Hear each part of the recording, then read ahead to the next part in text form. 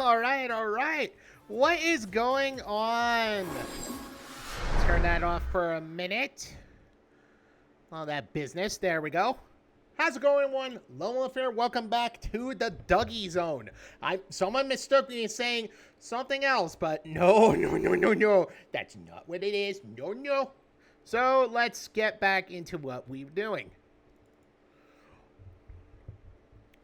And some of you might actually be thinking, why are you doing it at an earlier time like this? Weren't you supposed to be doing it at like, oh God, come on.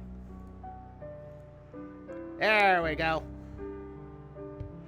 So, what's on the agenda? The usual, Jack, and welcome, Jack. But yeah, the usual agenda is going through these 3 little Chaos Gremlins' story. All that business. Alright. Oh, damn. Can we delete this? No! I didn't want to do that one. No! No! I didn't want to go all the way back in time. Wow, what a difference. Holy crap.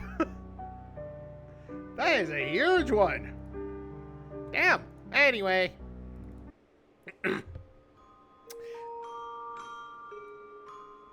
Well, we'll see where I am in Chapter 3. I have no idea how long I'm going to go. I have no idea how long this is going to go on for, you know? It could go on for like a few more streams. It could go on for more. Who knows? But we will see. Market District. Soul's Arcane Curiosities. That's a kind of fun game back into this. Soul, the shopkeeper, poked his head through the front door and squinted.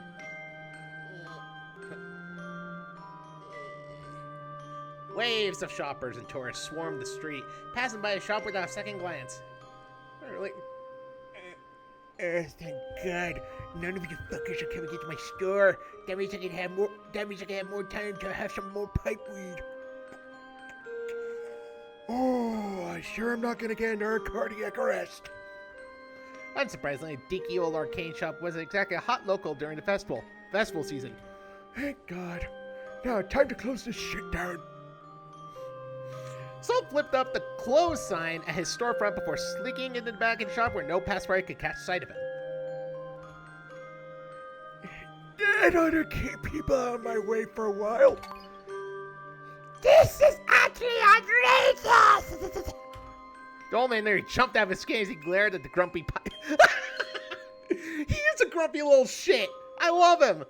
Sunning himself on the counter. Oh, he's sunbathing! Just like what reptiles actually do in real life. Holy shit. Dude, keep it down. My grievances will be heard. Why are we hooked up in this dusty shop? There are festivities to attend and food stalls to sample. Soul shot a cautious glance at the storefront before laying outside. Ow! Fuck. In a flash of white, man's old shopkeeper's figure melted away to revel in extremely irritated Cole.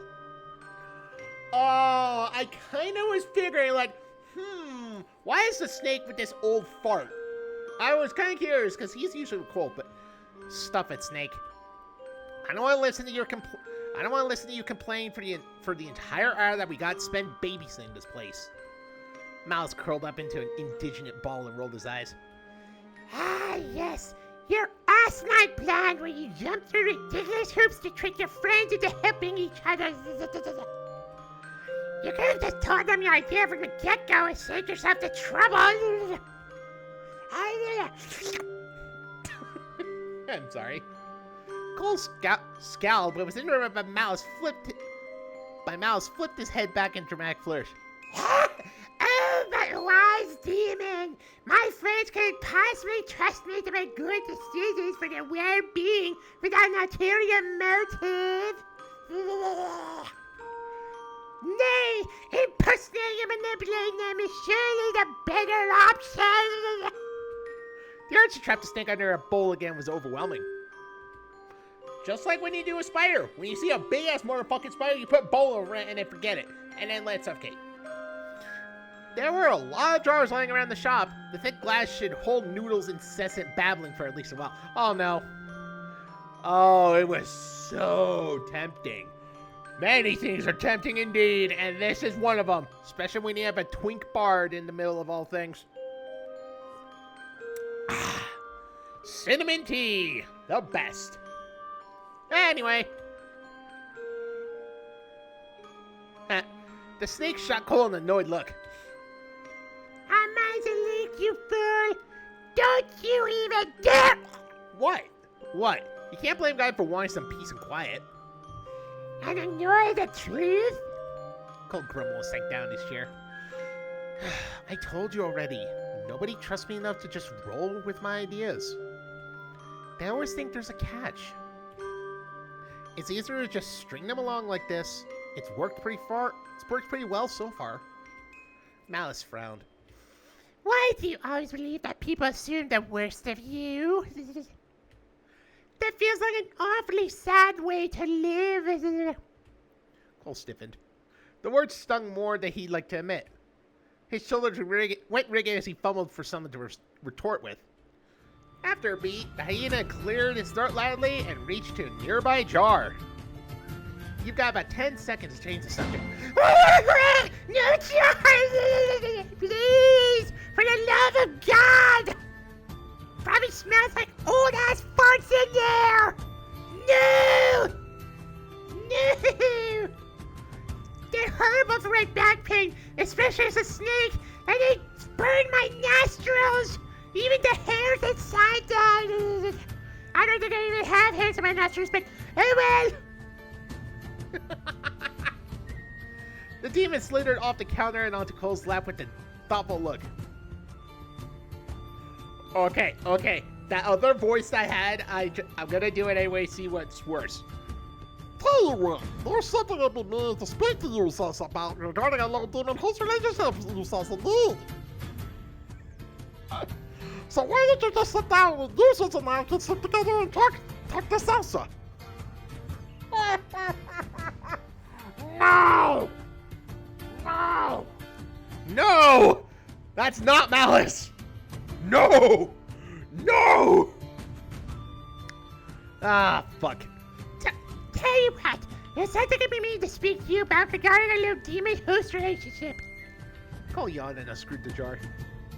If this is another one of your demonic sales pitches, I'm not interested. The python flicked his tongue in excitement. Nay, this is no pitch, my puny mortal. It is an updated terms of service. I swear there's no catches like giving me your blood. You don't even have to agree or sign anything, for I have already given you a small portion of my power, free of charge. Consider this a free trial of sorts. Cole sat up incredulously. What the hell did you do? I have considered your feedback on my negotiation skills and have decided on a new tactic. Why not give you taste of my powers with no strings attached? Surely this will entice you to a full contract with me in the future. Fuck! How does this power work exactly? I don't feel any different. Well, no shit, you're a fucking twink for God's sake. And you have hidden magical potentials, but you hide it beneath that twinky body of yours. I mean, look at you. Look at you, you're a thin-ass twink. You're thin enough to be a twig and be snapped in half. Although that might be the burly guys. Well, after examining you for the past few days, I conclude that your magical foundation is wacky as all hell. Very wacky to my taste. Your body has absolutely zero offensive capabilities. None! None, bitch! But you've always got an extraordinary proficiency with sensory spellcasting. Yes, indeed. You're able to control illusions, trickery, and detection spells well above the skill set of the average bard. Even though you're a fucking stick of a person! The demon's eyes glowed red as he grinned with excitement. And thus, I gift you the ability to cast Detect thoughts, detect magic, and ghostly gaze. And of course, a boost to your illusion abilities too. Oh, I swear to God. Cole flicked his wrist experimentally. Sparks arcane magic danced between his fingers. Fuck, it didn't work. That's it? No fireballs or anything? Why would you want a fireball, you chaotic little gremlin? No, we can't give you that kind of magic. You would just fuck it everything up easily. It's a free trial. You get what you pay for, you little shit. Wow, that sounded so different how I just said it there. Just, it's a free trial. You get what you pay for, you little shit. I love it. Not that I'd make any difference, honestly. Your body's completely compatible with offensive spellcasting. It's very strange. Almost like you're built different. Yeah, but built differently compared to other mortals. Built different and the same. Just like that one stud over by the corner saying, I'm built different. God, what a fucking loser. I swear to God, I don't plan doing these added. Swear to God, I don't do these added things. I rehearse this shit. It's on the fucking spot. Hello, addict. Yes, it is this. I'm still doing this. Who would have thought? But it's at a new time. Every stream is at a new time, thankfully, as my schedule says. Cole sighed and slipped back in his chair. I'll take what I get, I guess. At least this ghostly gaze should come in handy. I'm still intrigued about how you describe that Knight Commander. What? Oh no. Oh no, I think I know what you're gonna use it for. Always had to think, you horny little shit. Is there gonna be something in this that's not as safe for work? Oh, the shop door suddenly swung open. Cole and Malice immediately dove behind the counter in mutual panic. Nobody was supposed to come in here. Cole cleared his throat and gave his best impression of an old man's voice.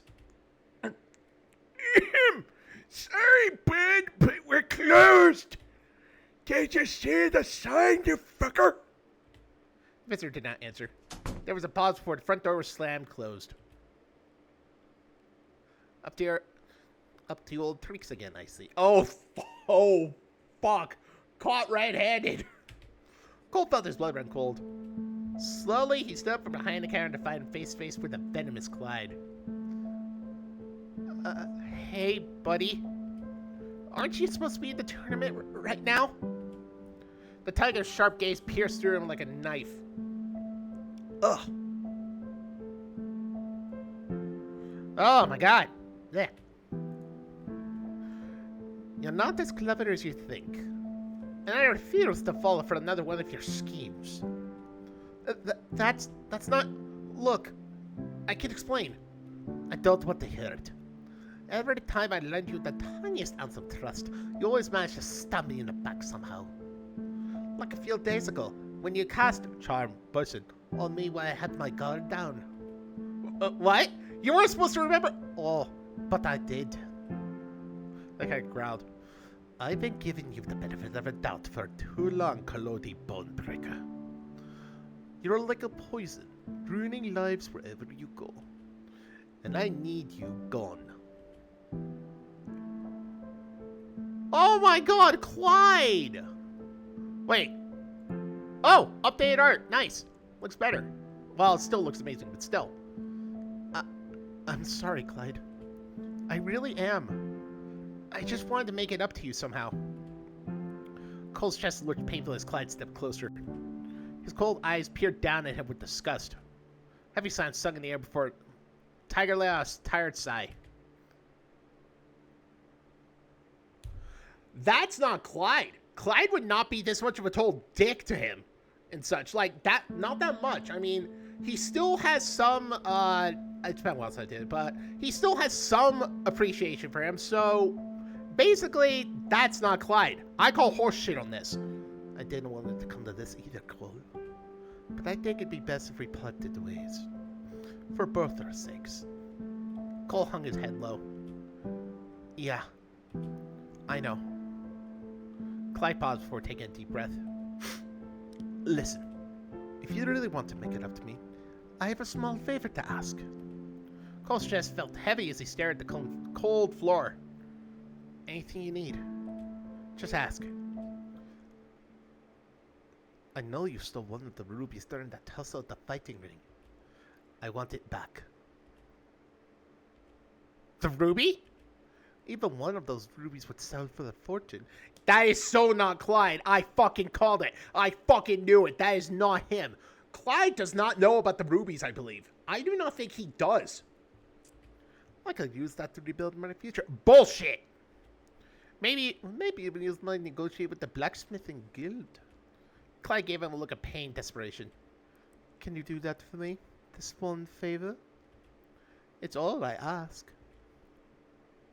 Cole, don't go for it, man. I know you're a devious little shit, but don't go for it. You're not stupid. Sid is kind of stupid, though, but he's a lovable dummy. His friend's face was pain mixed with defeat and desperate hopefulness. Yeah. If all he needed was one more favor, how could he possibly deny him? Cole had stayed for a moment before slowly reaching down towards Malice hiding behind the counter. The demon's voice suddenly echoed through their mind link with utter disbelief. You can't possibly be serious! You bitch! Just turning back to Ruby Malice. You'd give me up for someone else just like that? I won't accept this! Never! You are my puny mortal, damn it!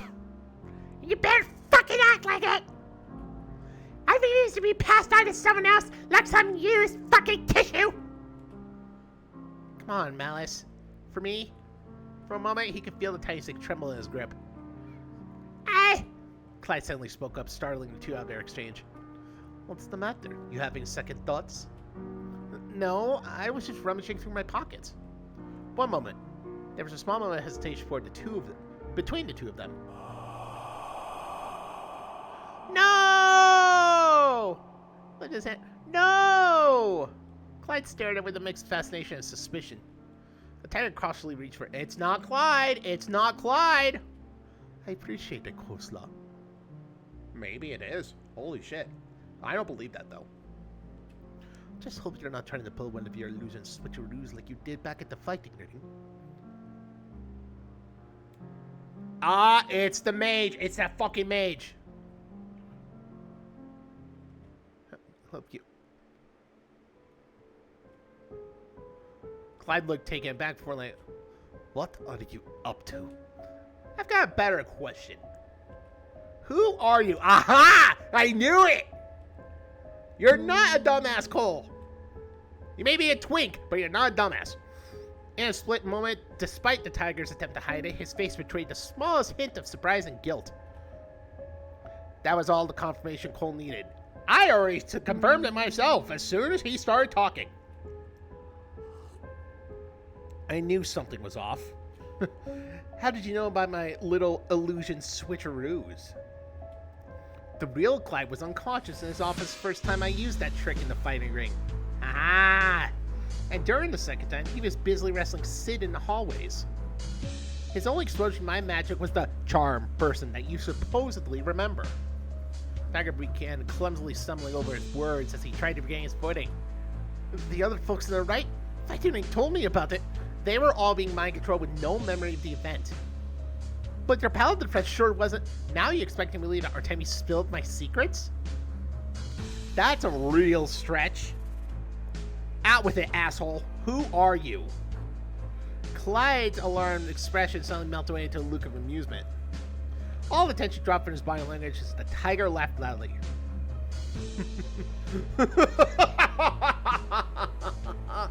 Whoops. My bad, I suppose. I'm a bit out of practice. You ask who I am, little mortal? What? What the fuck? Looks like a mirror image. What the shit? Things look like a stranger when a deep woman's voice rumbled from his mirror. Wait, what did it say? Hold on. Things look a stranger when a deep... You're not the only You are not the only imposter around here, little mortal. I am Zelos the Faceless, an envy demon. Mwah. Pleasure to meet you, Collodi Bonebreaker. You mind if I bury your cute little face for a bit? Can't wait to try many things out. What the fuck? Alright. Hold on. I use my own, but I don't have one. The drawbacks of being an envy demon, I suppose. Cole gaped slightly at his own smug face. This felt too surreal. The ruby in his grit suddenly poof back into a fierce. Zell, what in the world do you think you're doing? What is that weird worm you got there? Wait, is that Malice? The doppelganger cackled widely. What is that ridiculous form? Oh, my dear baby brother. Did you mess up the landing while we traveled to the material plane? I told you to tuck your wings in when we made the jump. Mal spluttered indignantly. I'll have you know that I'm in this form, on purpose. Yeah, that's right, on purpose. Yes, I am simply blending in with the locals, you see. Zello squinted at this little snake dubiously. Right. And how much negative emotions have you managed to collect with this little strategy of yours? It's a work in progress. I'm taking up your dear brother's approach of quality over quantity. This beauty mortal is full of delicious insecurities. Our cook's quality emotions have him yet. Zealous eyed Cole like one might eye slightly moldy food. Me too. This one? You haven't even packed with him yet, have you? I am a temptation, demon, dear sister. My brain requires time and effort to convert them to their own free will, unlike your shallow dalliances. Oh, sure. I hate to break to you, little brother, but I've come to ruin your little fun. The imposter's expression suddenly turned to a sinister leer. As much as I loathe working with my siblings, my pack partner wants another demon at his disposal. Malice, you're coming with me. Sever your ties with this useless mortal and come along with your big sister. Malice hissed at Cole's arm possessively. Absolutely not! This one is mad! He's a mad bitch! Get your own twig! Bitch!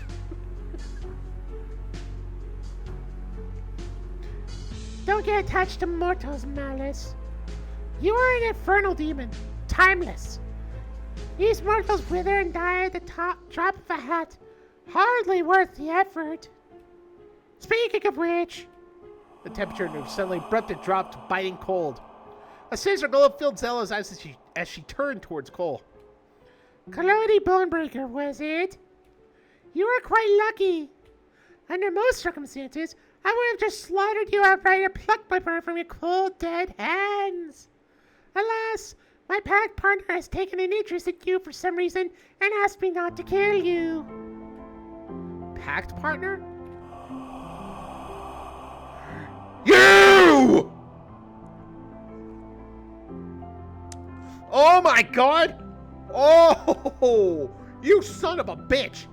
This one, you know, the one you had a little tussle with a few days ago. Cole watched while as the demon reached up to grasp the edge of her hood. You, did you know that the real identity is actually... Sir, the shopkeeper! Ah! I'm totally fucking scared right now. Who is it? You did tease! You fucking did tease! I was ready for something to happen. Fuck! Boo! You didn't actually think I'd let you... I tell you, right? Cole felt a little sick. The sight of a headless woman cackling wildly was disturbing, to say the least.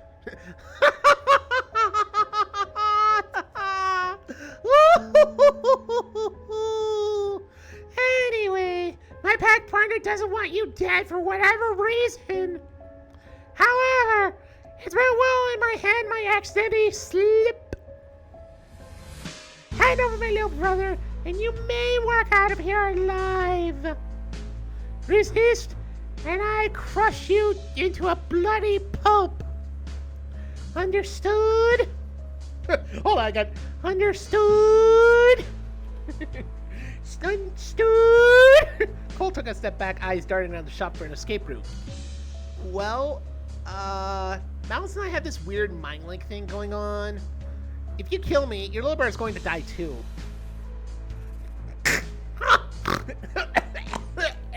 Oh, fuck, I didn't mean that. Oh, snorted. Oh, that hurt my nose. Ow. What part of being immortal don't you understand? Sure, Malice might end up becoming a puddle of black mush that I have to scrape off the floor, but he'll reform eventually. You, on the...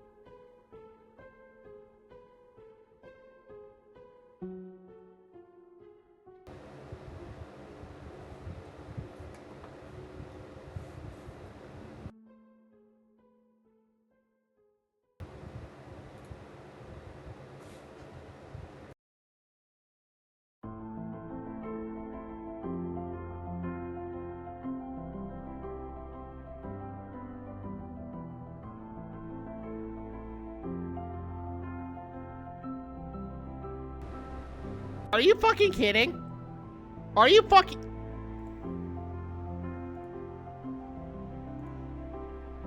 Oh, fuck you. Fuck you, Mike. Fuck you. I'm gonna have to go back a bit. I don't know how much I did not voice. Little did you know that the real intent is actually... Boop! You didn't think I'd actually tell you, right? Cope felt a little sick at the sight of a headless cactus woman. Anyway, my pack partner doesn't want you dead for whatever reason. However, it's been a while in my hand I accidentally slip. Hand over my little brother, you may walk out of here alive. Resist, and I crush you into a bloody pulp. Understood? I'm sorry. Well, Mouse and I have this weird, like, mind-like thing going on. If you kill me, your little bird's going to die too. What part of being immortal do you not understand? Sure, Mouse might end up becoming a puddle of black mush that I have to scrape off the floor, but he'll reform eventually. You, on the other hand, have no such luxury. What will it be? Cole gulped and gritted his teeth. He silently reached out towards Mouse. She can't be serious, you can't see? I'm not sure. If you've noticed yet, my sister's a bit of a bitch. Bitch! I've heard of squabbling siblings, but she's really okay with outright killing you? We are immortals! Why is that sound? What? That sounds like a song. We are immortals. We are immortals! This is kind of the demonic equivalent of a fussy mother insisting you change out your old clothes. Your fleshy, fragile body is the clothing in this metaphor. Cole took another step back, digging hand through his pockets. So what you're saying is, if I don't get out of here, I will absolutely die? As much as I hate to admit, even if you formed a true pact for me right now, we'd have nowhere near the strength to oppose my sister, because she's a total bitch. I hope you have some clever tricks up your sleeves puny mortals. Oh, God. Are you two done with your little mental rambling?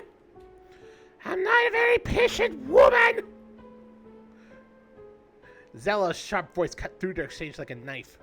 Her opposing figure approached, the biting cold air of the shop growing more painful with each step. So what will it be, boys? Will you make the smart decision? Or will I have to scrape you off the floor? Think fast!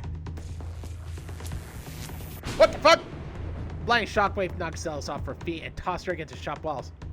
The air was thick with the sound of lightning, broken wood, and shattering glass. After a moment, her vision returned along with a harsh ringing in her ears. She snarled and struggled to pick herself off the floor. Not again! What the fuck? They only got demolished the first fucking time with the cart, now demolished again? God damn it, the Chaos Gremlin, I swear.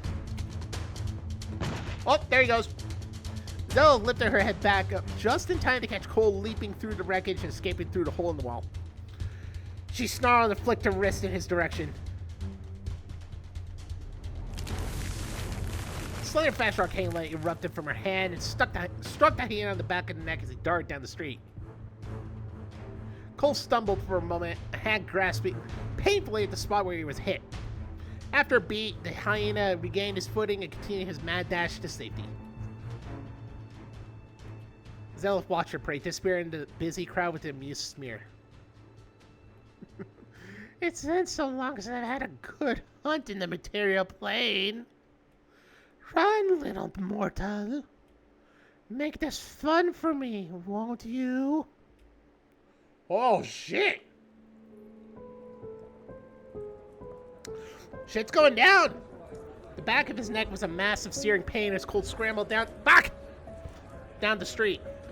He pressed a hand against it gingerly. It hurt, but it didn't feel like it broke skin or was too serious. Cole shook his head and dove in the nearest crowd he could find. Maybe a passing adventurer or City Watch could get him to safety, or at least help fend off the demon chasing him. It's a coin! He opened his mouth to beg for help, but no sound came. Oh, shit! She cast silence on him! The copper something gurgled from the back of his throat. Oh, never mind. The people surrounding him in the crowd were too busy with their own festival activities to notice his plight. He coughed and rasped, trying to at least catch someone's attention with a shout, but couldn't muster out a single word. Was this some sort of silencing spell? Oh, probably. Cole swallowed and panted breathlessly. That demon was trying to prevent him from getting help. Well, yelling into the crowd wasn't an option. He glanced around and ran towards the nearest arcane tower on the street. Pressing his hand against the cold crystal, he surged his magic to try and trigger the alarm spell. Huh? No response? He tried smacking the crystal instead, but no luck. So much for state-of-the-art security. Well, shit. Cole felt Miles breathe uncomfortably in his pocket, clearly trying to deal with the pain he felt through their mind link. I can smell the stink of my sister's magic in this crystal. I think she's tampered with it somehow.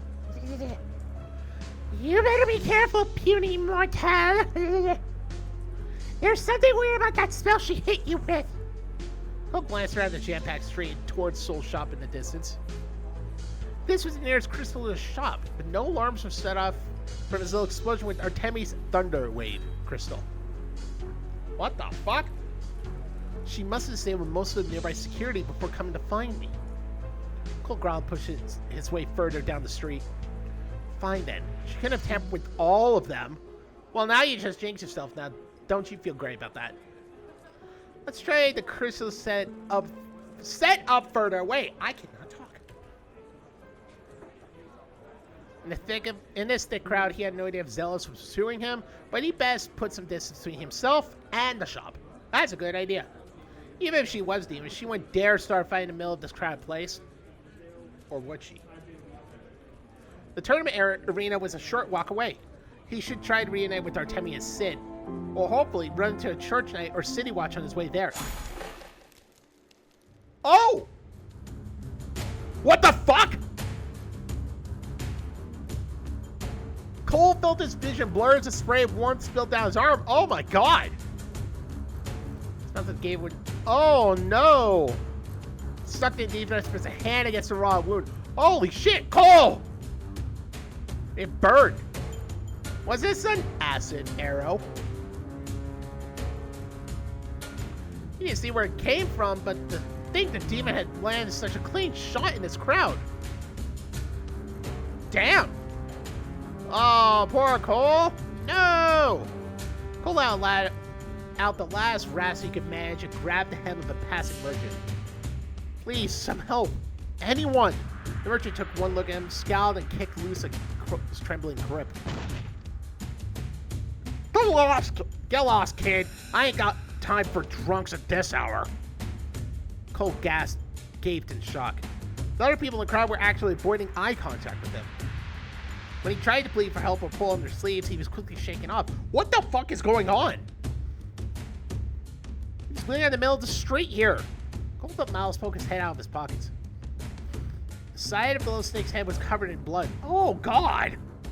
There's a small hole near his shoulder where he, too, sported a similar... Oh, no! My sister specializes in illusions just like you.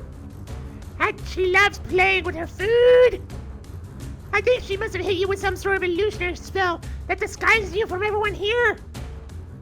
These people probably see you as some another lowly drunk hooligan at this festival. Cole's eyes widened. So nobody can see his wounds or notice that he's being shot down? Dread slowly set in as Cole realized he was completely alone in this crowd. Well, fuck. This isn't good at all. There was no help.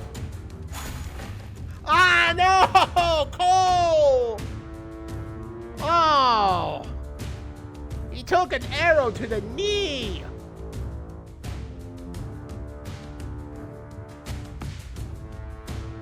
Anyway.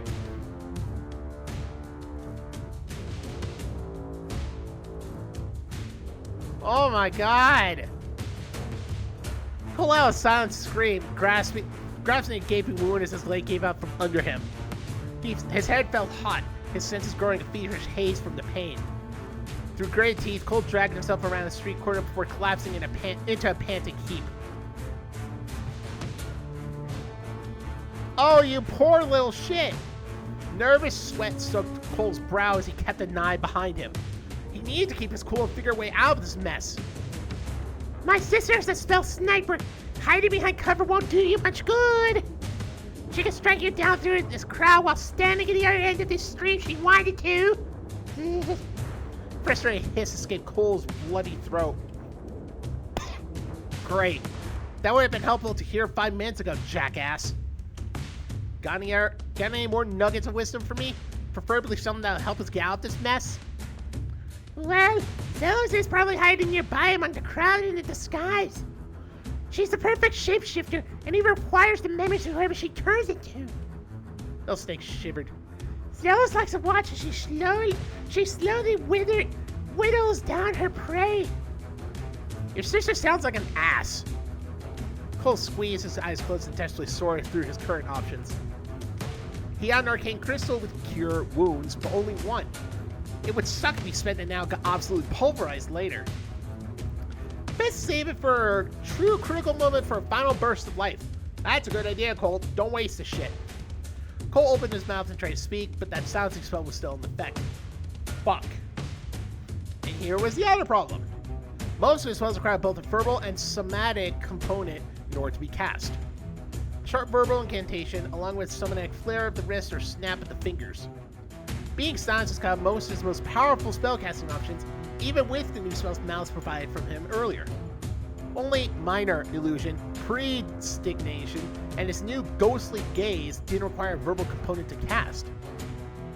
None of these options could really help him mount an offensive. Cole took a deep breath and tried his best to ignore the burning pain of acid from his bleeding wounds. Zelos was hiding in this crowd, sniping him down in this grotesque hunt. He was utterly alone. Waiting for help was not an option. His best chance for survival was to identify Zelos in his crowd and then land a solid hit to break a concentration of the solution and silencing spell on him. Then he might actually get the crowd to come to his aid. That's a solid plan, my puny mortal. But keep in mind, my sister's nothing like that counter kid. She won't lose concentration from a simple knock over the head. I know that. Just give me a moment to think. Oh, shit! Oh, God! There's an ass arrow veered around the corner. Fucking hell! Cole threw himself to the side and hissed as it cut a deep gash into his side. Oh my God, Cole! He needed to move. Cole stumbled back on the street with a heavy limp and scanned the crowd furiously, his skull throbbing with pain. He surged arcane magic into his eyes, his sight sharpening with magic precision. Ghostly gaze. His field of view widened, vision piercing past every object and person in his path. Everything in the vicinity was in sight, no matter how hidden, but he still couldn't see where his attacker was coming from. Noodle, what kind of shitty spells have you been peddling to me? I told you before, my sister's a near perfect shapeshifter. Demon's magical abilities are beyond your mortal grasp. I doubt even a detect magic could help you identify her disguise. Oh, great. Thousands of people swarming the street. How is he supposed to figure out who Zealous is disguised as? Unless... Idea? There was a sudden tug at his waist. Cole whipped around to see a familiar thief attempting to pickpocket him, but getting nothing from the tiny bell around his waist. You! Damn. I forgot this little fucker's voice. Oh, shit. Damn. I was hoping for an easy score on drunks at this festival. Doesn't look like you got nothing, do ya? The cat snickered with the usual cocky smile. Emil abruptly frowned. He squinted at Cole's O, attempting to peer through a thick haze. Wait a sec. Aren't you one of the folk I stole from a few days ago? You look familiar. Cole stared at the large for several moments, the gears in his mind slowly turning. His gaze hardens. Yes, he will do. What do you mean? Meanwhile, across the street, Zealous hummed cheerfully as she skipped down the street, happily taking in the crisp air of the material plane. Her satisfied beat to her step, she flexed the little fevered new disguised body. What the fuck? Oh, mortals. They never suspect the little ones, do they?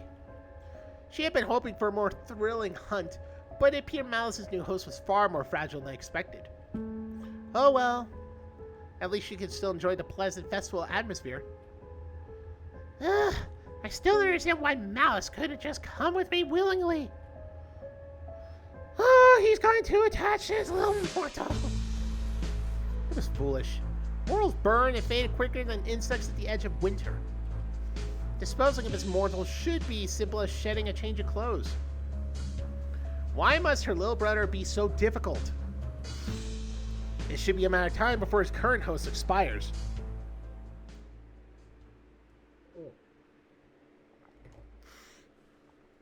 Zealous blinked and caught a flash of gold out of the corner of her eye. A young urchin was laughing as she scurried down the street with a massive armful of... Ha! Who would have thought I could snag such a big score today? This is great!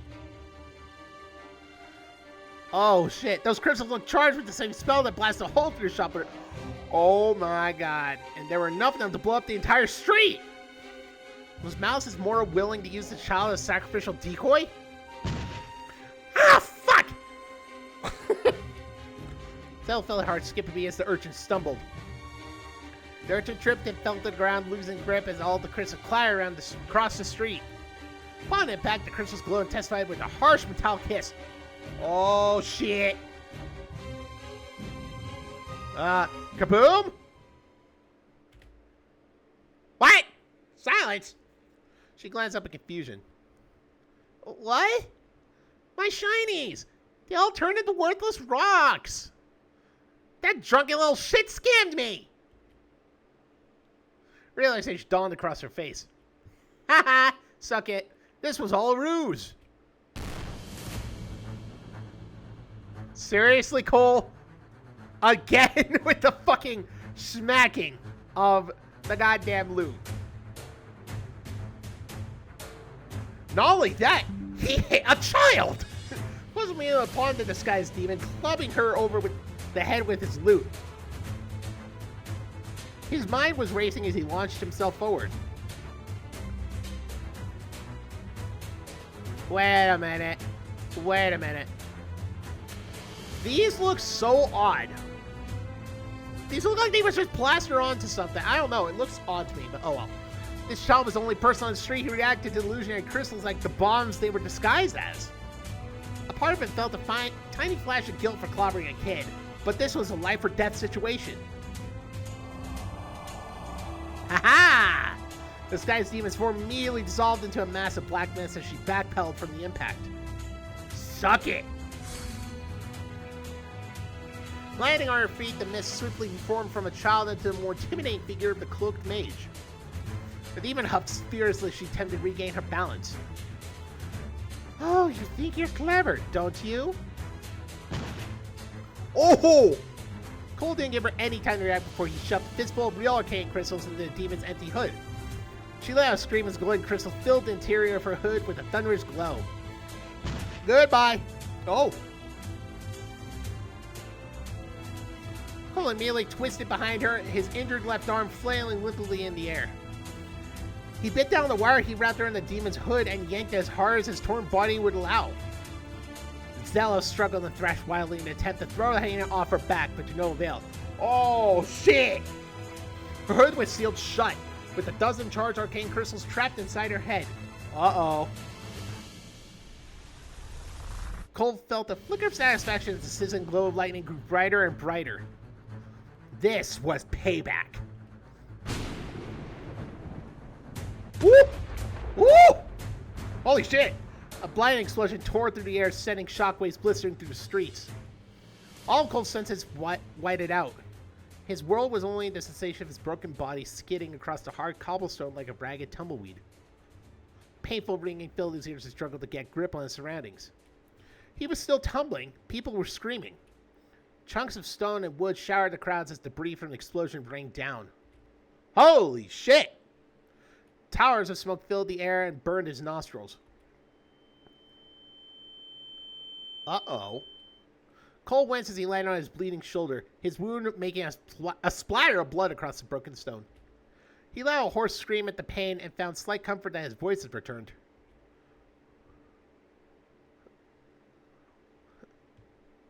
We got an injured kid over here! Several shadows passed by over him as a passerby flocked around the bloody hyena, asking if he's alright. Looks like the demon's illusions finally wore off. Thank God! Cole barely had strength to lift his head, only nodding weakly as someone offered him water. Another kind surgeon even tore off pieces of cloth to bandage his... Oh! Cole squeezed his eyes shut and finally let himself drop his head back in relief. The fight appeared to be over. There were hundreds of people on the street rushing to aid the wounded and investigate what caused the explosion. Not even a demon would be brave enough to pick a fight in such a crowd. Or would they? City Watch and the Holy Knights have been called. They should be here with medics pretty soon. How many injured do we have? This hyena kid's got the worst of it. Most of our folks only got some mild scratches or were momentarily stunned by the blast. Sweet creator, what in the world happened here? Oh gods, there's someone in the smoke. Were they standing right in the blast? Help us carry them out, quickly now. Oh no. There was no way. Dredge slowly crept out of sight as he struggled to focus his blurry vision. Oh, no! Despite a few scratches and cuts, it appeared as though the demon was relatively unharmed. She stood deadly still whilst looking in his direction. A spike of fear gripped Cole's chest and he struggled to stand and crawl away, but it was no use. The figure raised her hand. Ooh. A flood of foul arcane energy swept through the street like a violent ocean wave. Cole watched in horror as all the people on the street swayed unsteadily on their feet. One by one, each person began collapsing to the ground in a motionless heap. Every single person. The street was quickly transformed into a horrific sight of prone bodies. There was no one left to help them. Oh, fuck. Zealous stepped forward, growling quietly. She approached the defenseless hyena. You put up a better fight than I expected, little mortal. But the time for fun is over. Oh, shit! Demon's cloak unfurled as it slowly filled with infernal flames. Yeah. She rose weightlessly, cloak waving like dark wings as she towered above him menacingly. Violent tendrils raked through the air and filling it with the coppery smell of a charged arcane energy. Unbearable heat washed across the land as Zealous readied her foul destructive arcane magic.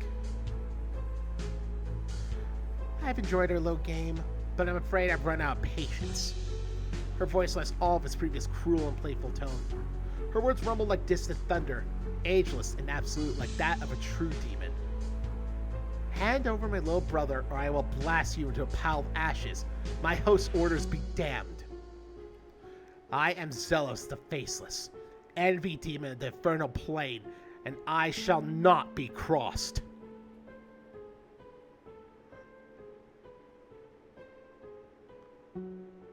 Cole's vision was swimming. He could barely stand, his wounded legs swaying in unsteady tremors. He looked up at the blinding light through exhausted, half-lidded eyes. Dread slowly crawled his way through his chest. Malice slid out and struggled onto his shoulders, the snake bleeding from a dozen wounds mirroring his own. Oh no, poor Stick! He nudged Cole frantically, his gaze bouncing between the fiery glow of his sister and the fear expression of the hyena's face. What are you doing standing for, puny mortal? This is no time to freeze up! Hyena made no effort to move. Mouse gulped and nudged him again desperately. Come on! You were my first mortal! It can't be over so quickly! Do something clever, like you always do! Cole paused for a moment of sleep.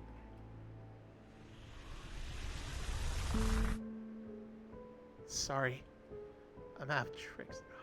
No! This might be a screen. This is a good screenshot of.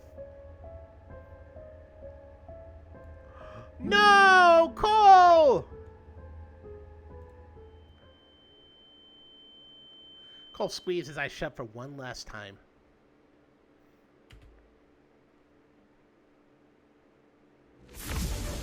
What the? The infernal beam crashed down to meet the cold stone of the street. What the shit? He stared in bewildered shock as the waterfall of infernal light tore through the ground like butter, leaving a deep crevice where he stood moments before. Hamish!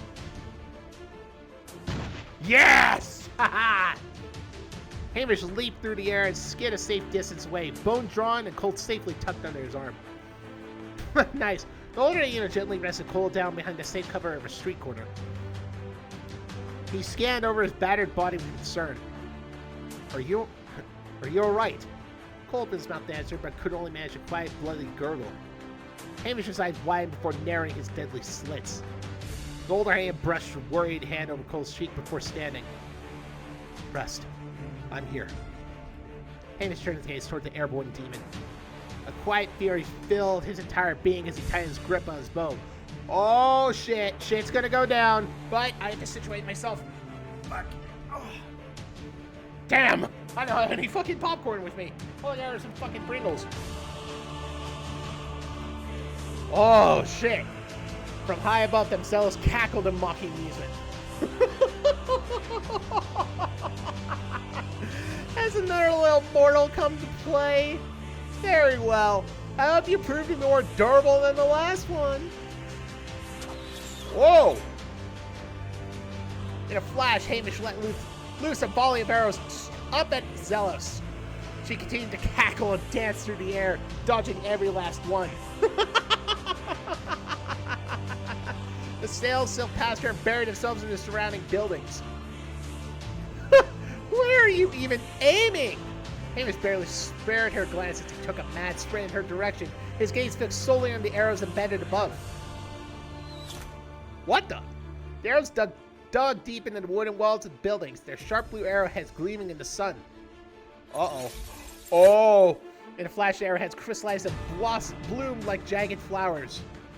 Every arrow from Hamish's volley erupted in a shower of glass shards and wires across the street. Oh, get wrecked! Zell swore loudly and took a dive, but it was too late. The piercing rain of blades ripped through her cloak and forced her down from her height advantage. Serrated wires attached to shards dug into her sides as she struggled to untangle herself as she fell. Oh, damn! Woo-hoo-hoo-hoo! Yes. That is what I call a falcon kick. Seriously, falcon kick! Before the demon could even touch her, Hamish nailed her in the abdomen with a flying kick. The blow landed with such force that the deep sound impact reverberated painfully through the street. Zell's let out a guttural hiss. Her form shimmered slightly in a layer of black mist as she struggled to keep her current form intact. Oh, shit. This is fucking nuts. Hamish's eyes narrowed. Even in the split-second moment mid-air, he growled with unsatisfied fury. Not yet. Not nearly enough. The lavender hue in his eyes suddenly sharpened like glowing embers. Oh! Oh my god! Bang!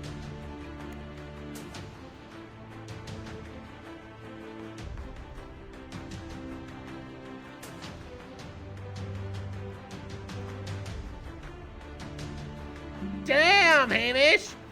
It was as though a cannon had gone off. The air rippled at the sheer force of the kick sent the demon flying like a ragdoll across the street. I guess he pulled a boost. He just did boost roll da, but with his foot. Recoil was enough to rocket Hamish backwards at breakneck speeds. Holy shit! Hey, he's got a little chin hair. Hey, he's got a little chin hair. I didn't notice that. Cute. Hamish landed gracefully on his feet with hands outstretched. His body was sent skidding across the cobblestone street from the force of impact. Oh! He tightened his grip on his strap wires, pulling them back as he rode out the interior of his fall. Sand and dirt scattered in the air as he flew backwards, his wires growing dangerously taut in his grip. Holy shit, this is fucking badass!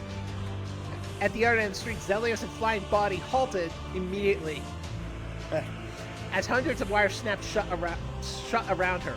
Holy fuck, this is badass! Screw the popcorn, these fucking Pringles are amazing! They're Mexican street corn flavor.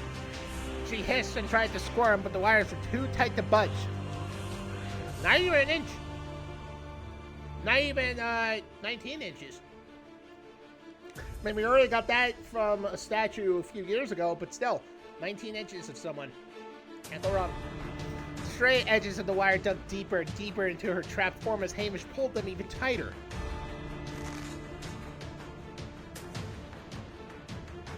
Tighter and tighter and tighter. Oh my god, this is a fucking holy shit.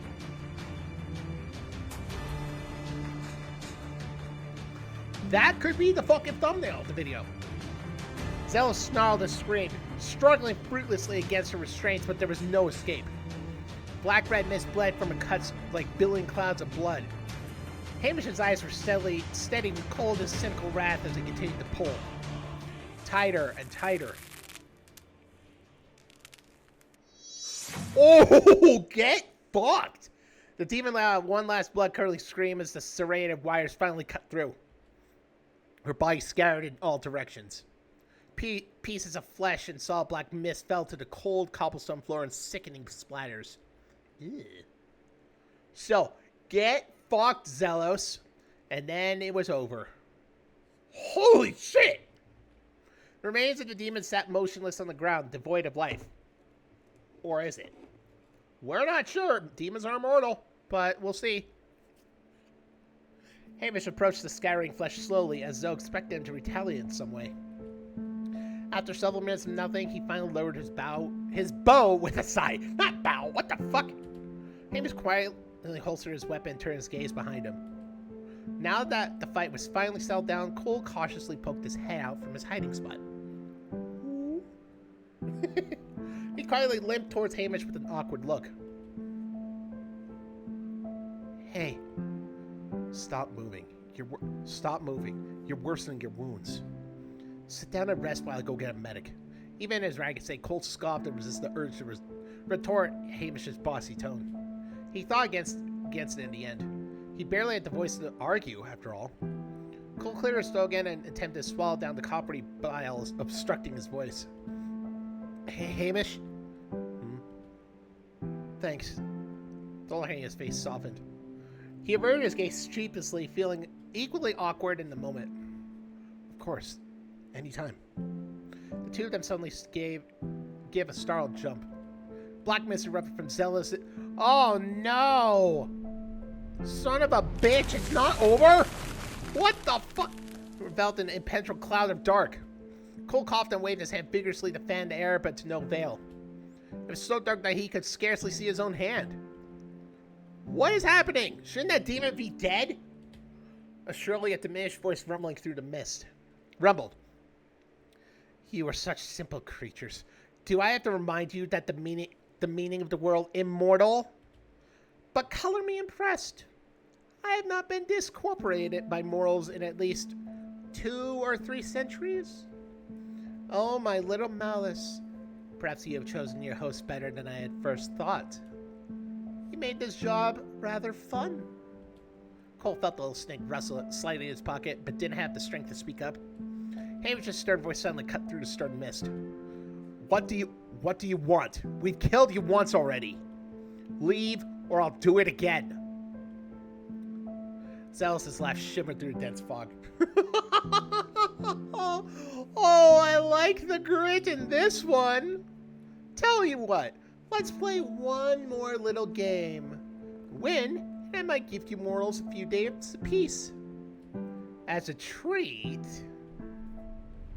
The guts of swirling wind, the black mist faded away. Cole coughed and blinked against the sudden brightness. Huh?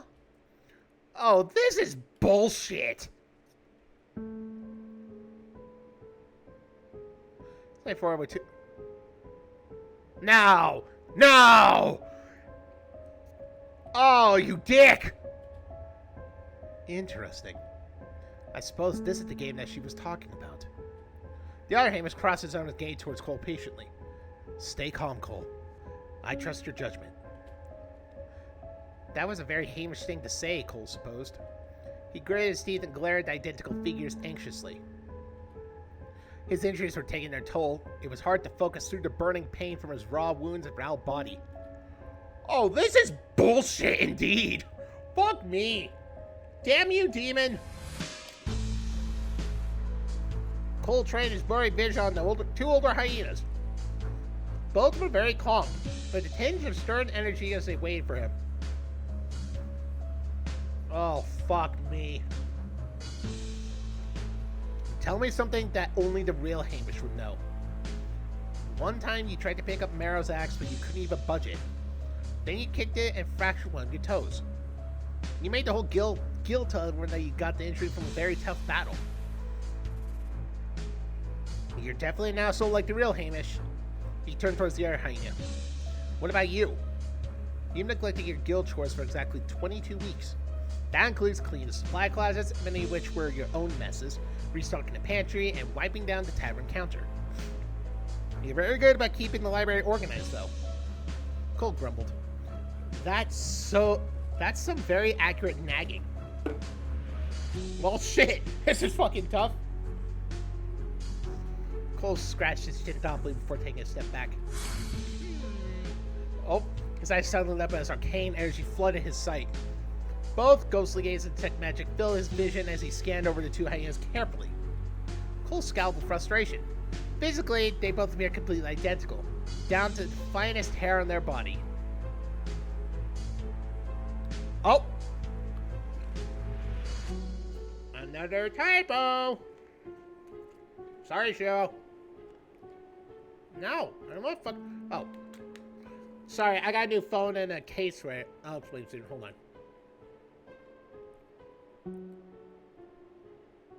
There we go. He also couldn't detect any infernal magic on either of them. Well, fuck. There was a suspicious wisp of nature hovering over both their legs, but they were identical all the same. Mouse mentioned this earlier, didn't he? His sister was a perfect shapeshifter, copying both body and memories to the finest detail. This is bullshit! This is fucking bullshit! Though not every detail. Oh? Cole's eyes widen as he turns his gaze towards the pockets lining the two Hamish's cloaks. He cautiously plucked a sharp stone off the floor and tossed it towards the first Hamish. The moment the stone made contact, that Hamish burst. Aha! The mist swelled into the air like a flock of angry bats hovering above their heads. Not bad. Not bad at all. Mortals never cease to be entertaining. Well, a deal's a deal.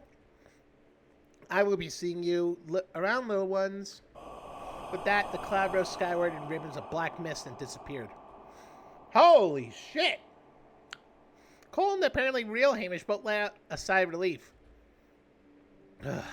Well done, Cole. How did you figure it out? Cole let out a quiet grumble before staggering towards Hamish. He stuffed a hand deep in an older Hanier's cloak and pulled out a small stack of parchment. Scrolled across each page in neat handwriting were Ilya's homemade recipes along with a spell note that read, "Come by for tea sometime." Aww, Bird Mom! Oh, you are the best, Bird Mom! I love you! Fuck! Cole glanced up to see Hamish scratching his head sheepishly. You know, your cooking's actually not half bad. I just like to complain. Hamish cracked a soft smile. Thanks. But I know when you're lying. Cole snorted indignantly. I'm just trying to be nice for once, jackass.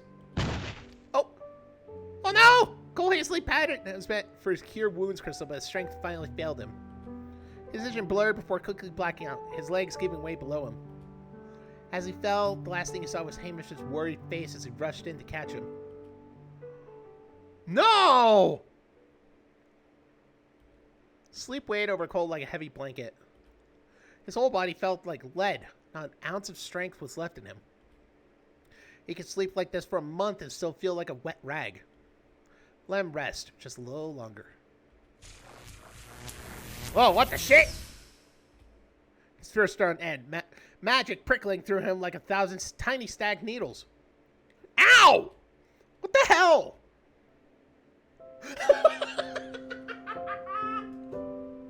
Oh my god. I should have known. I should have known it'd be fucking Artemi to do that. She's the only one who has healing, but it's a shocking healing. Fucking hell. Boss, you're finally awake. Are you feeling okay? My head. Please stay still, Cole. I haven't finished healing you yet. That was healing magic? Feel like you were trying to shock me to death with a bunch of little lightning bolts. Artemi tried her best to look annoyed through her cloud of worry. I'm afraid all of my spells are aspected with lightning, even my healing. There's not much I can do about it.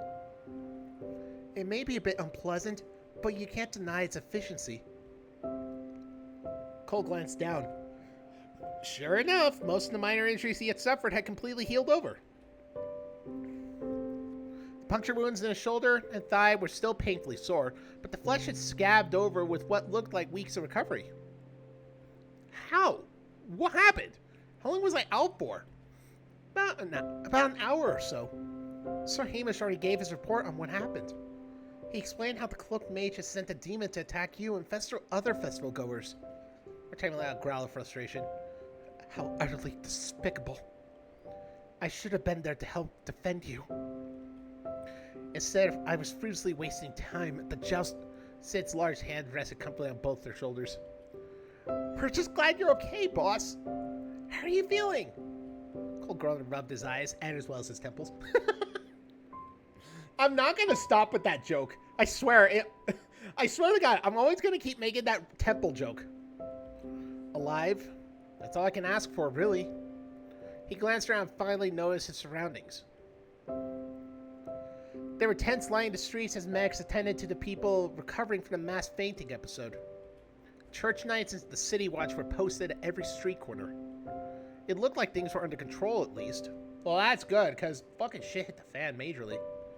Cole struggled onto his feet and winced at the sudden stab of pain. You shouldn't be moving so soon. He ignored Artemi's protest and rubbed his eyes tiredly and then his temples. Where did Hamish go? Well, after the Knights and City Watch security arena, he ran off to investigate where the demon flew off to. Hey, where do you think you're going? I need to talk to Hamish. It's urgent. A small smile spread across Cole's face as companions immediately stood up to follow him. It was almost heartwarming, if a bit nosy. It's a private talk. Why don't you two go investigate the scene of the battle for some clues? We're not leaving you alone, boss. What if the demon shows up again? I'll be fine. The demon won't be making any moves after the beating Hamish gave them. You guys are more clear-headed than I am right now. You'll be more useful in this investigation. Two began to protest, but Cole waved his hand dismissively. I'll be fine. Plus, what will people think if the Chosen One is babysitting me instead of helping the wounded? Ah! He's got a point. Artemi crossed her arms reluctantly. I suppose if you insist. However, if you are in need of aid, yell and I will come running. Damn. Thank you, Artemi. She gave a curt bow before marching towards the tent arena. What? You're not gonna go all mother hen on me again, are you? Sid shook his head with a small smile. Nah. I just figured you wanted to know how the brawling tournament turned out. Clyde's got a bunch of sponsors just lining up to invest in his further blacksmithing plans. Your little scheme worked like a charm. Cole felt a flash of triumph that was quickly replaced by guilt. Oh, that's good. Did you know? Sid let out a small chuckle and nodded. Thanks for having faith in me. But next time, you don't have to trick me into it. Sid knelt down and placed a firm hand on Cole's shoulder. His grip felt warm and affirming against Cole's cold, ragged skin. You're not alone anymore. If there's anything you need, please, just ask. Cole's stomach lurched at this candid and undeserved display of trust. He suddenly felt a little sick. Yeah, thanks, man. I should really get going now, though. He hastily turned to leave, but stopped as a thought crossed his mind. Say, while you're out there investigating, could you do me a favor? During the fight, I vaguely remember, accidentally blowing up Clyde's shop. Again? Could you go check and make sure he's alright? If he needs help paying for damages, use your tournament ways to help him out and I'll pay you back later. Gotcha. Are you sure you don't want me to come with? I'm sure Clyde would be happy to talk to you again. Before the fight, the demon disguised herself as Clyde and said some things. I don't think I'm really in the headspace for a heart-to-heart right now. Oh, alright. Are you sure you should be talking to Hamish then? The guy's had to deal with me for 23 years. I'm sure he can handle whatever I have to say. Cole gave Sid a reassuring pat before making his way down the street on unsteady legs. Oh, my nose itches. Ugh. Fuck. Sid watched the little hyena leave with a concerned look. God damn it, nose. He was putting on a brave face, but something about Cole felt a little off. I really shouldn't leave him alone right now.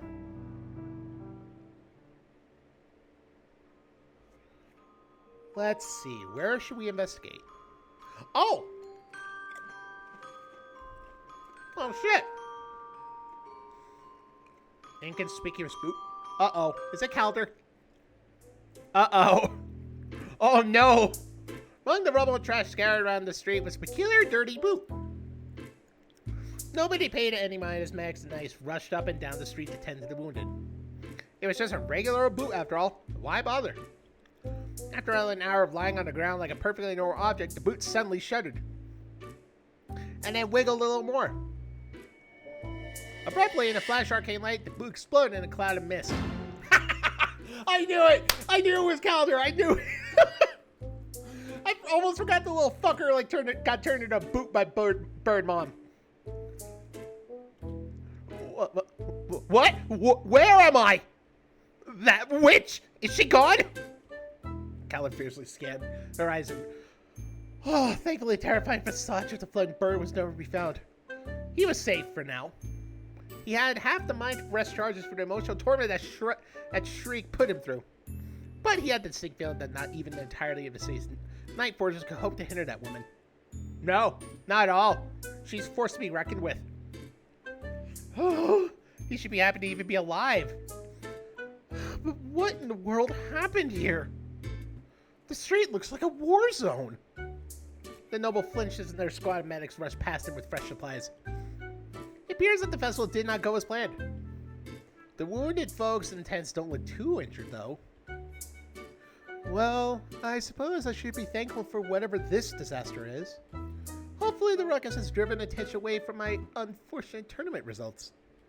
Calder shuddered. Embarrassing himself in front of a crowd was one thing. If word gets back to the grandfather that he had failed so utterly... A sharp clock of a rave suddenly pierced the air. Calder felt his blood run... Uh-oh. The messenger of ravers circled above him like a vulture eyeing fresh carrion. It flapped its wings harshly against the cold air before descending. Calder gulped as the raven landed before him and extended its leg where a small note was attached. Uh-oh. I have a bad feeling about this. Bert stared at him expectantly. Calder wrung his hands for several moments before gingerly plucking the note from its leg. He unfolded the note and was greeted with Grandfather's cold, harsh handwriting. Oh, fuck. Word has reached me about your blunder at the Firefly Festival tournament. It seems you made an embarrassment of our family yet again. Return home immediately. You will be dealt with. Gaius O'Shaughnessy. Oh! Oh my god! Calder, no! All the warmth drained from Calder's face as he scanned through the letter. Oh, you poor, shocked, and traumatized little asshole with thick thighs! You poor thing! He couldn't go home and face grandfather like this. Surely there was something he could... An idea flicked through his mind as he glanced at the messenger raven. Calder quickly rolled up the note and pointed a finger at the bird. Suggestion. Oh no.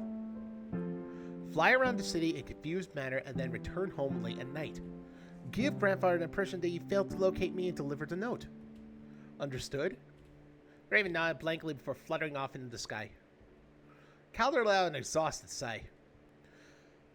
I suppose I shall avoid going home for the time being until grandfather's cooled off a bit. Though it'll mean staying at an inn among the peasantry for several nights. Ugh, the thought of it. Almost shuddered and held a bag of gag. Even if he had to demean himself, it was a fair price to avoid grandfather's wrath. Now he just had to find a semi-tolerable inn around here. Uh-oh. Surely he could just book a room in the most expensive one. Oh no! What? Before he could blink, the urchin... Calder patted his... Oh shit. My wallet! Get back here, you scum! Wait! Let's see, where... Poor bastard. Oh, Calder, you poor bastard. I kind of feel sorry for him now, even though he's a total dick. Artemia sees Brian as she caught sight of Maeve among the medics in the street. The noblewoman was moving from tent to tent with a small group of druids in tow. Their hands glowed with the unmistakable light of healing magic as they tended to the injured. Maeve's eyes were narrowed with intense concentration as she inspected the condition of people who had fainted. What is this? Lady Osmia, do you require any assistance in healing?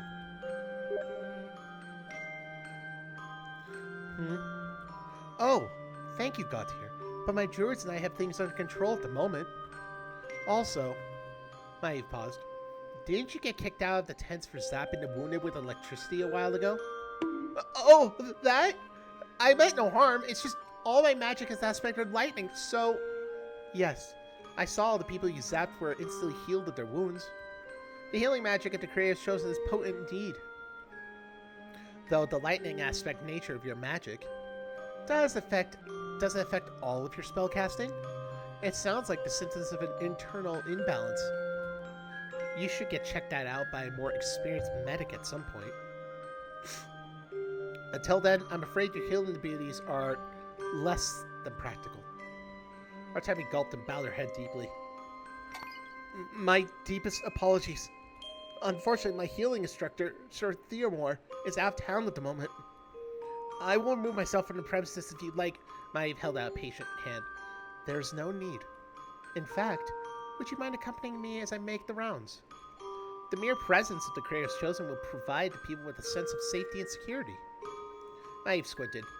Just don't touch anything. Of course, as you command, my lady. Artemi swore she glimpsed the noble smile underneath her veil. Before she could comment, Maeve quickly ducked out of the tent and made her way down the street.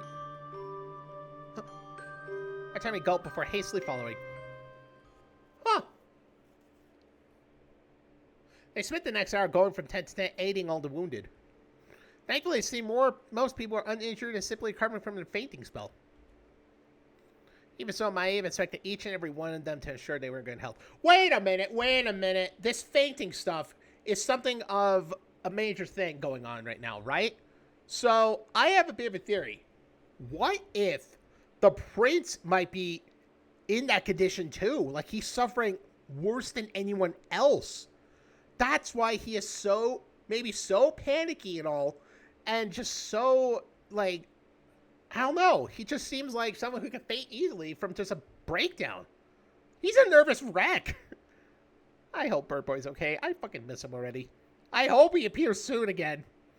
Although, that thinks I might see him again in the third day of the festival, because if you remember at the beginning of the game, that it showed him appearing there for some odd reason, but we don't know why he was there or what was going on. So, my theory is that he somehow might be introduced again in that particular scene, which could be at the end of this or beginning of chapter 4. I have no freaking idea.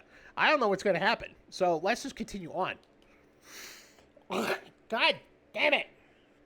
Why does my throat always fuck up like this? Why is there steam? Why are you blinking? Fuck off. A thought struck Artemi as the two of them continued their rounds. It is surprising that most of the medics here are druids of the exterior. Were the festival staff unable to receive aid from other mages? A frown flickered across my face for a brief moment. Is it so surprising? Most of the church's clerics were reluctant to work alongside my countrymen. Within the city, druidcraft is seen as a primitive magic that few take seriously. Wizardry is the mage class that commands the most respect around here. Oh. Well, surely there are plenty of wizards who are available to aid the wounded. Maybe I'll small up. Oh, my dear Gautier. Wizards won't be much help in this situation, I'm afraid. They are the magic class who can learn the greatest diversity of spells, but they are utterly incapable of learning healing magic. Why can't they learn any healing magic? Obviously, because wizards don't care about other people. Really? Is that true? Maeve let a long sigh. That was a joke, Gautier. Relax. You needn't be so uptight. My apologies. I will do my utmost to loosen up in the future. Oh, God. You poor precious bean! That's not... My frown seemed to give up halfway before switching topics. Anyway, I was originally a pure druid, but I was forced to take classes in wizardry because none of the other nobles would take me seriously. Ironic, given how little use they are in this situation. Oh, that's a shame. You have proved much more helpful than I have. All I've managed to do was stand around while you do all the work. The people here are surely grateful for your aid. Perhaps in time, public opinion of druidcraft will shift to a more favorable position. My eyes softened. That would be a day I long to see. She brushed her hair out of her eyes and stared back at the tent lining the streets. As much as I like to rag on wizardry, my studies were useful in analyzing the fainting phenomenon victims today. Artemi's eyes perked up. Have you found any useful information? Yes, and the implications are rather strange. She paced down the street while deep in thought. The magic afflicting the fainting victims is extremely similar to the force that drained the life out of my countrymen during the locust famine. But unlike the famine, this magic has a tinge of necrotic and infernal energy.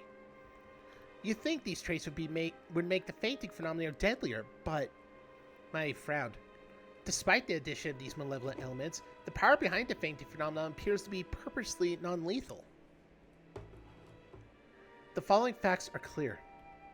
Both phenomena are designed to drain the life out of its victims. However, the person behind the locust famine had the intent to kill, while the fainting phenomenon is careful to avoid lethal harm. Artemi scratched her chin thoughtfully. Well, obviously the cloaked mage was behind the fainting phenomenon. But it's hard to believe they intended to be non-lethal after they sent a demon to hunt down my friend. Perhaps they lost control of their demon somehow? She glanced at Maeve carefully. I know you're interested in the fainting phenomenon because you believe that the culprit is the same one behind the locust famine. But do you think it's possible that these culprits are two unrelated parties? Maeve let out a frustrated sigh.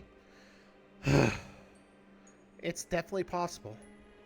However, the methodology behind their magic is too similar to be unrelated. These incidents are connected somehow. I just know it. We will have to investigate further. Huh. Interesting. Let's see. Where should... Oh, there's more. I still like Calder's thing. That poor bastard. Poor guy. I feel sorry for him. So much. Artemi frowned. The shrill sound of heated argument echoed harshly across the street. She certainly hoped none of the villagers would get into trouble. Glancing around, Artemi caught sight of two familiar figures. Uh-oh. Agatha and Wes stared over several collapsed crystal towers while shouting furiously at each other. As Artemi approached them, Agatha's bare scowl immediately melted into a worried frown. She waved at her urgently, her face swimming with great concern. Alright, I need to remember. Oh, there you are. Is your friend okay? I heard that Bonebreaker boy went through a rough beating. Artemi bowed politely with a reassuring smile. Cole seemed well enough after my treatments. His injuries have fully healed with no lasting harm. All he needs now is rest. Advice that he immediately ignored and then ran off? What was that? That's silly. The knight grumbled. I suppose he's probably fine if he's capable of ignoring my every plea. Agatha relaxed slightly, though her face was still tense with concern. Oh, that wasn't my fault. Had I secured my crystal towers more carefully, we could have helped your friend before the battle reached such a violent end. I told ya these things were hunks of junk. Do away with them, I'd say. Nothing beats a good old city watch patrolling the streets. Agatha scowled.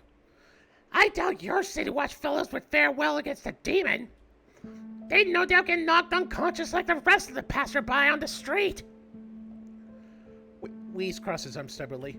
Well, you can't know for sure. Collodi managed to stay conscious at first, didn't he? Collodi is clearly made from sturdier stuff than the average peasant. Agatha let out a tired sigh and turned towards Artemi. Apologies, Chosen One. I doubt you're here to listen to our bickering. If there's anything I can do to assist you, you need only ask. You needn't be so hard on yourself. As a knight, I should have been there to protect my friend. I can't seem to stop letting people down. Artemi gnawed at the thumb of her glove with a bitter scowl. I would like to ask you for your expertise as an enchanter and scientist. Is there anything you found that could help me track down this demon of her or her accomplice? Or better yet, are there any suspects you have in mind? The old bat fiddled with her spectacles as scanned? What?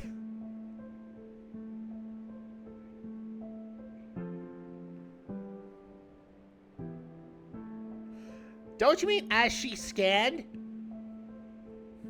Silly, I swear to God.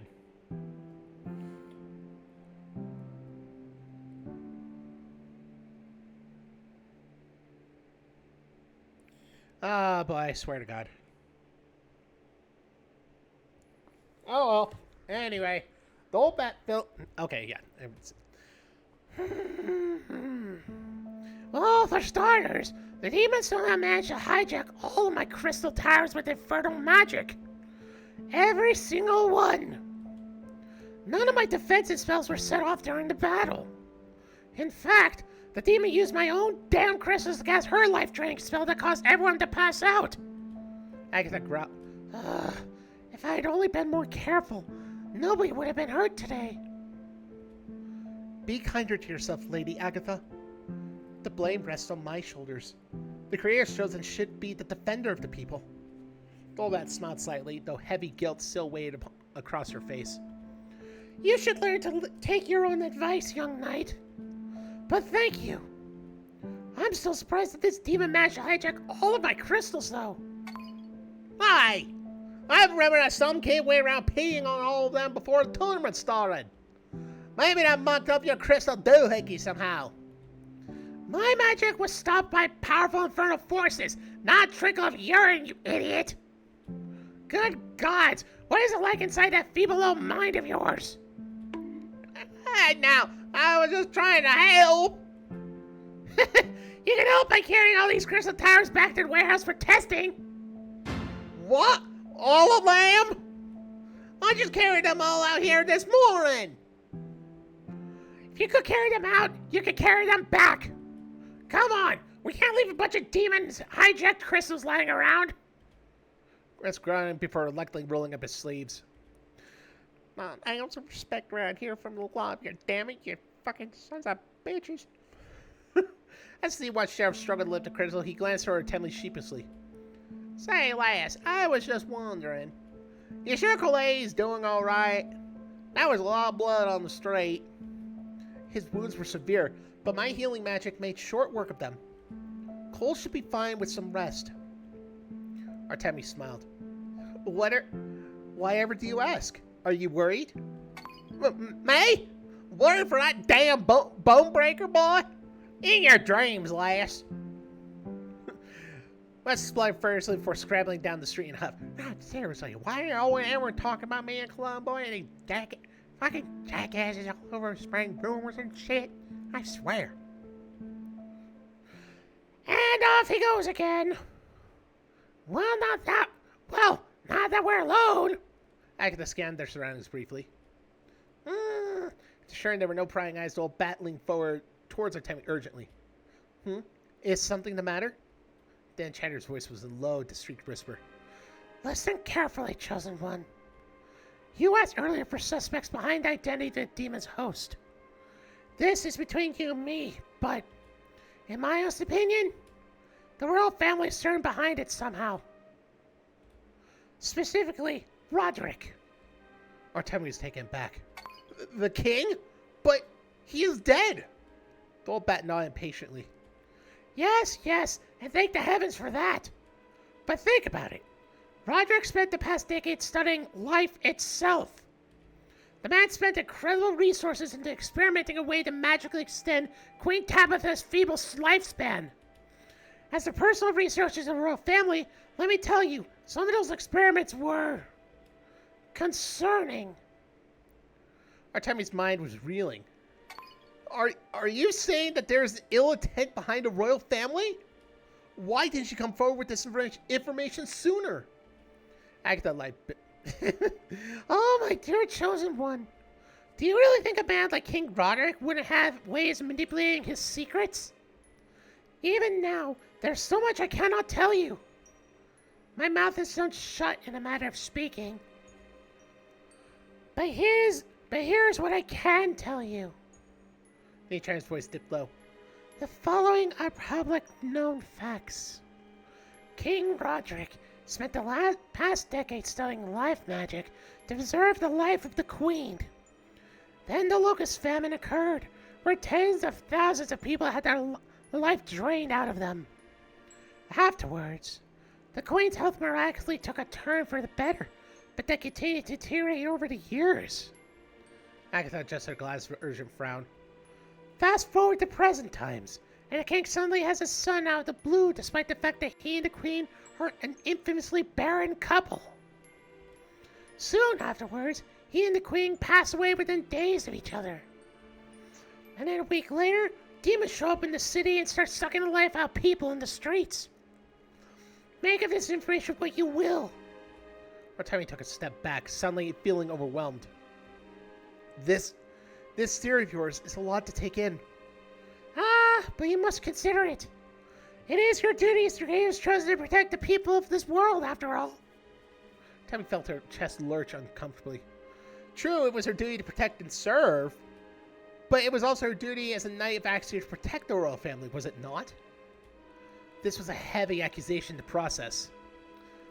But Lady Agatha, you worked with King Roderick as the royal family's personal researcher. Why would you continue working for them all these years if you suspected they had bad intentions? Agatha's wings slumped. An air of melancholy suddenly hung over, washing over the enchanter like a painful wave. The little bat rubbed her eyes wearily, and as well as her temples. Grandma? Roderick and I go way back. We may have even been friends back when we first started working together. The two of us have a lot in common. Too much. The enchanter allowed exhausted sigh as she took off her glasses to clean them off. Difficult memories swam across her face as she carefully considered her next words. Earlier today, you asked if I had any children. She does! Or does she? She does or doesn't she? Oh! Artemi bowed her head deeply. I'm terribly sorry for the insensitive comment. I didn't mean to cause any distress. Agatha shook her head quietly. 5. I've been through 5 miscarriages. Perhaps that was why I felt a kinship with Roderick in the beginning. We were both just simple fools yearning for children of our own. Agatha's eyes softened. This is why I originally hired as the Royal Arcane Researcher. You know how nobles get their bloodlines and their obsessions? I was ordered to develop an arcane solution to this issue. There was an excited glint in her eye. Can you imagine a world where the barren, the elderly, the sickly, everyone would have a chance to sire a family of their own, regardless of unfortunate circumstances? But surely they could choose adoption instead. Agatha scoffed. Good luck convincing the nobles. They treasure their blood like it runs with gold. Regardless, raising a child is such a personal decision. Wouldn't it be great for everyone to have more options? A passionate yet bittersweet smile spread across the enchanter's face. Back then, I would imagine the child I would bring into the world. A little one that I could raise into a beautiful grown person, someone to pass my love to. I would name her Rosie. With the royal family's coffers backing me, I finally had the resources to make my dreams come true. As I toiled relentlessly in the arcane lab for years and years, I yearned the day I would finally meet her. Oh, no! For a brief moment, the enchanter looked up.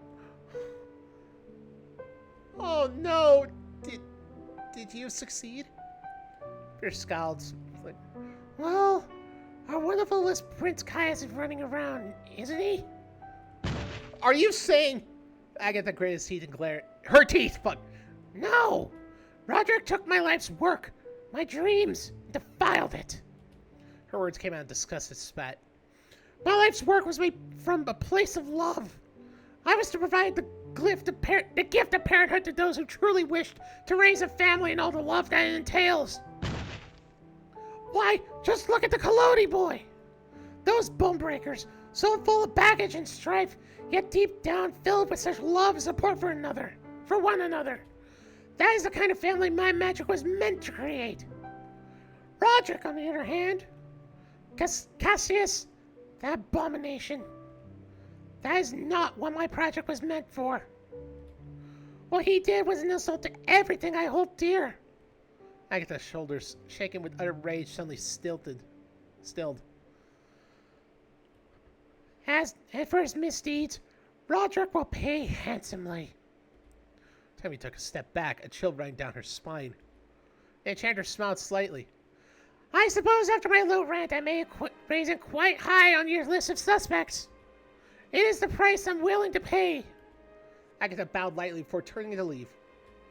Thank you for listening to what I have to say, Artemi Joanna Gautier. My words are far from unbiased, but all come from a place of truth. It is your duty as the greatest chosen to strike down the evil of this world, is it not? I will be watching your future endeavors with utmost anticipation. Good luck! With that, the old bat spread her wings and quietly fluttered down the street. Artemi could only stare at her in stunned silence. Wait. So... Last place. Okay. My throat is fucking killing me right now. Hold on.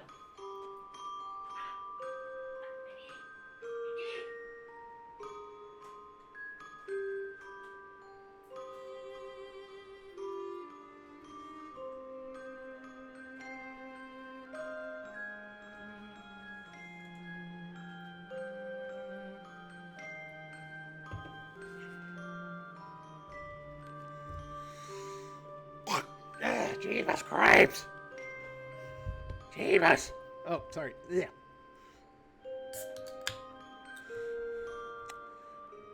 It's not tea right now, but it'll do.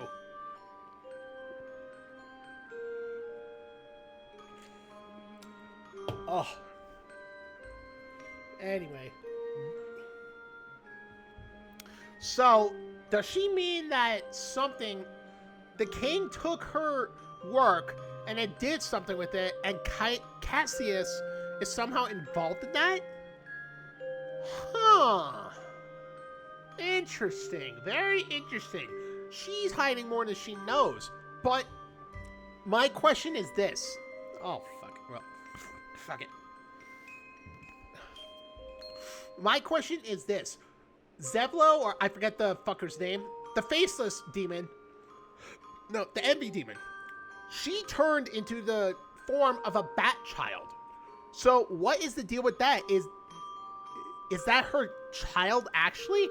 Or is that her actually younger?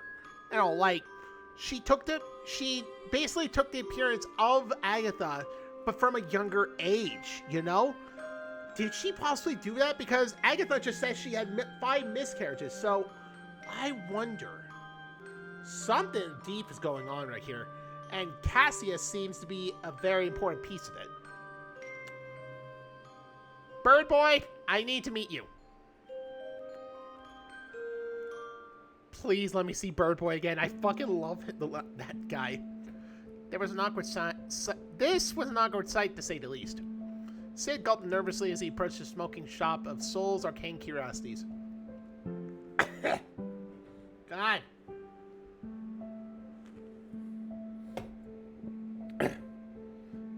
Agatha, you fucked my throat up a bit. Oh, Jeebus. The store looked even worse than what they had crashed a merchant. One day, a crashed merchant cut through the front door. Yeah, poor workshop. Burn marks plastered walls, and merchandise lay scattered across the floor. Jagged cracks decorated the edges of the massive hole that resulted from Cole's explosive getaway. And finally, standing alone in the center of the shop and staring solely at this mess was Clyde. The tiger looked up as Sid approached. A tired expression weighed heavy across his face. Hey, is Cole doing... I might have to give my voice a rest a bit from this, so I'm just gonna talk normal. I'm sorry. I have to rest my voice a little bit because that almost fucking destroyed me. So, we'll see. Is Cole okay? Doing okay? Oh, he seemed to have healed up smoothly. Should be fine after a bit of rest. He's well enough to run off and handle some urgent stuff. More importantly, are you doing okay? Clyde quickly turned back toward his mess of a shop. Hard to say. I ran back here to find Soul, but it turned out the old geezer didn't even leave the medic wing today. I got one hell of a talking to for letting the shop get blown up. Tiger leaned back with a strained sigh.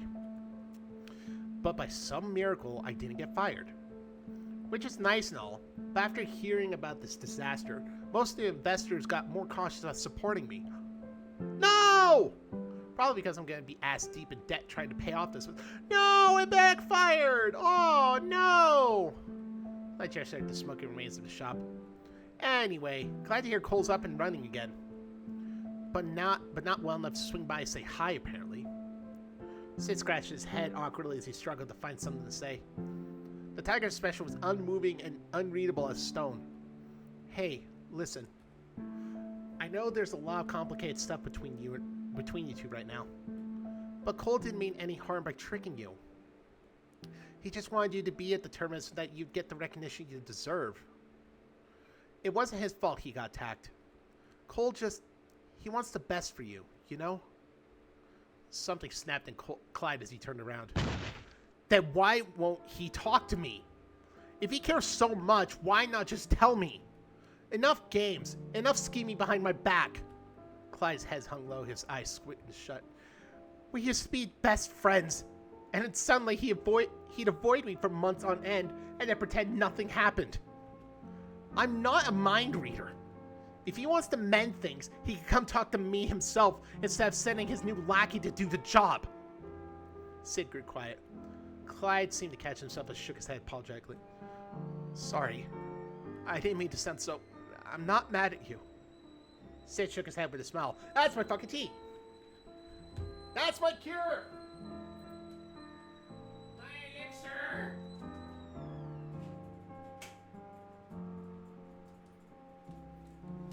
Oh, I forgot my fucking cup. Get the fuck over here.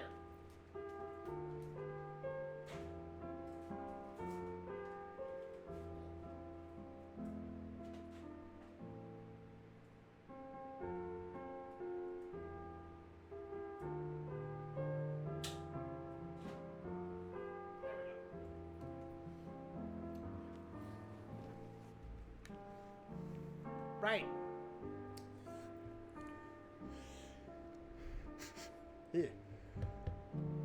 Nah, you're right, honestly. Cole's a bit of a mess. Clyde suddenly burst into a smile like, you're telling me. Sid paused. He's trying, though. Don't get me wrong. He's been stumbling like a madman from what I can see, but he's also trying so hard. Give him a bit more time. He'll come through eventually. Clyde lifted his head, his gaze fixed on Sid with a look of wistful consideration. I've waited over 8 years. That's an awful lot of time he's asking for. Two of them jumped at the sound of the doorbell jingling, which was quite a feat since the shop's front door was blasted in splinters of wood across the floor.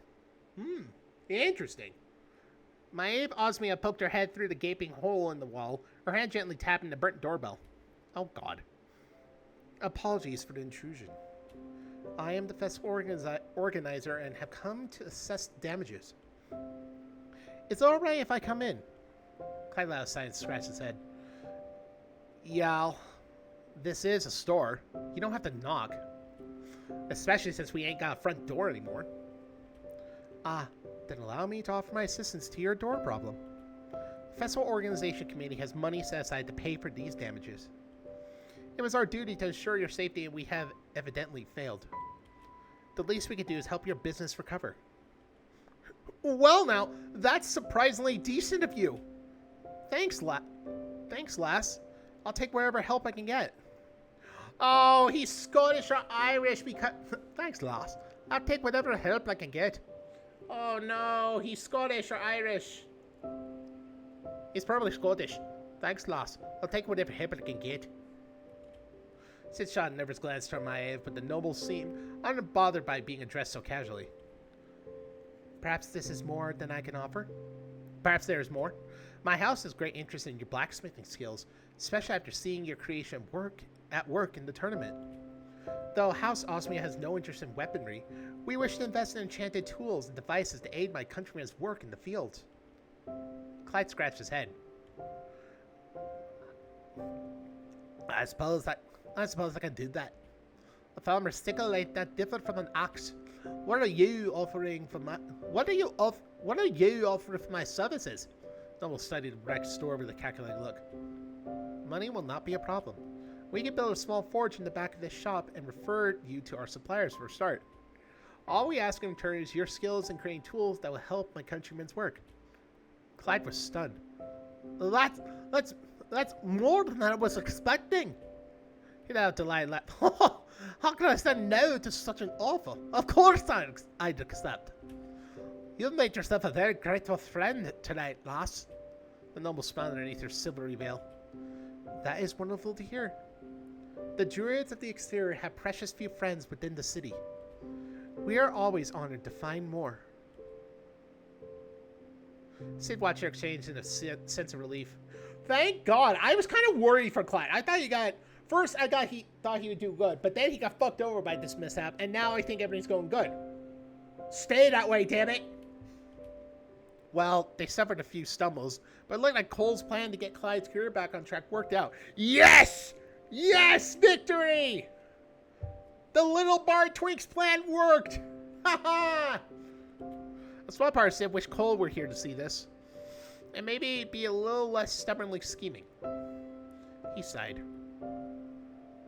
Sid gave Clyde a quick congratulatory pat before leaving for the streets once more. There was a nagging feeling in his gut that told him to find Cole again. Little Hyena seemed to have a bad habit of trotting waist deep into trouble when left alone. Or into something else. Hint. Where should we investigate? Finish it up, of course. I have no idea where else to fucking go.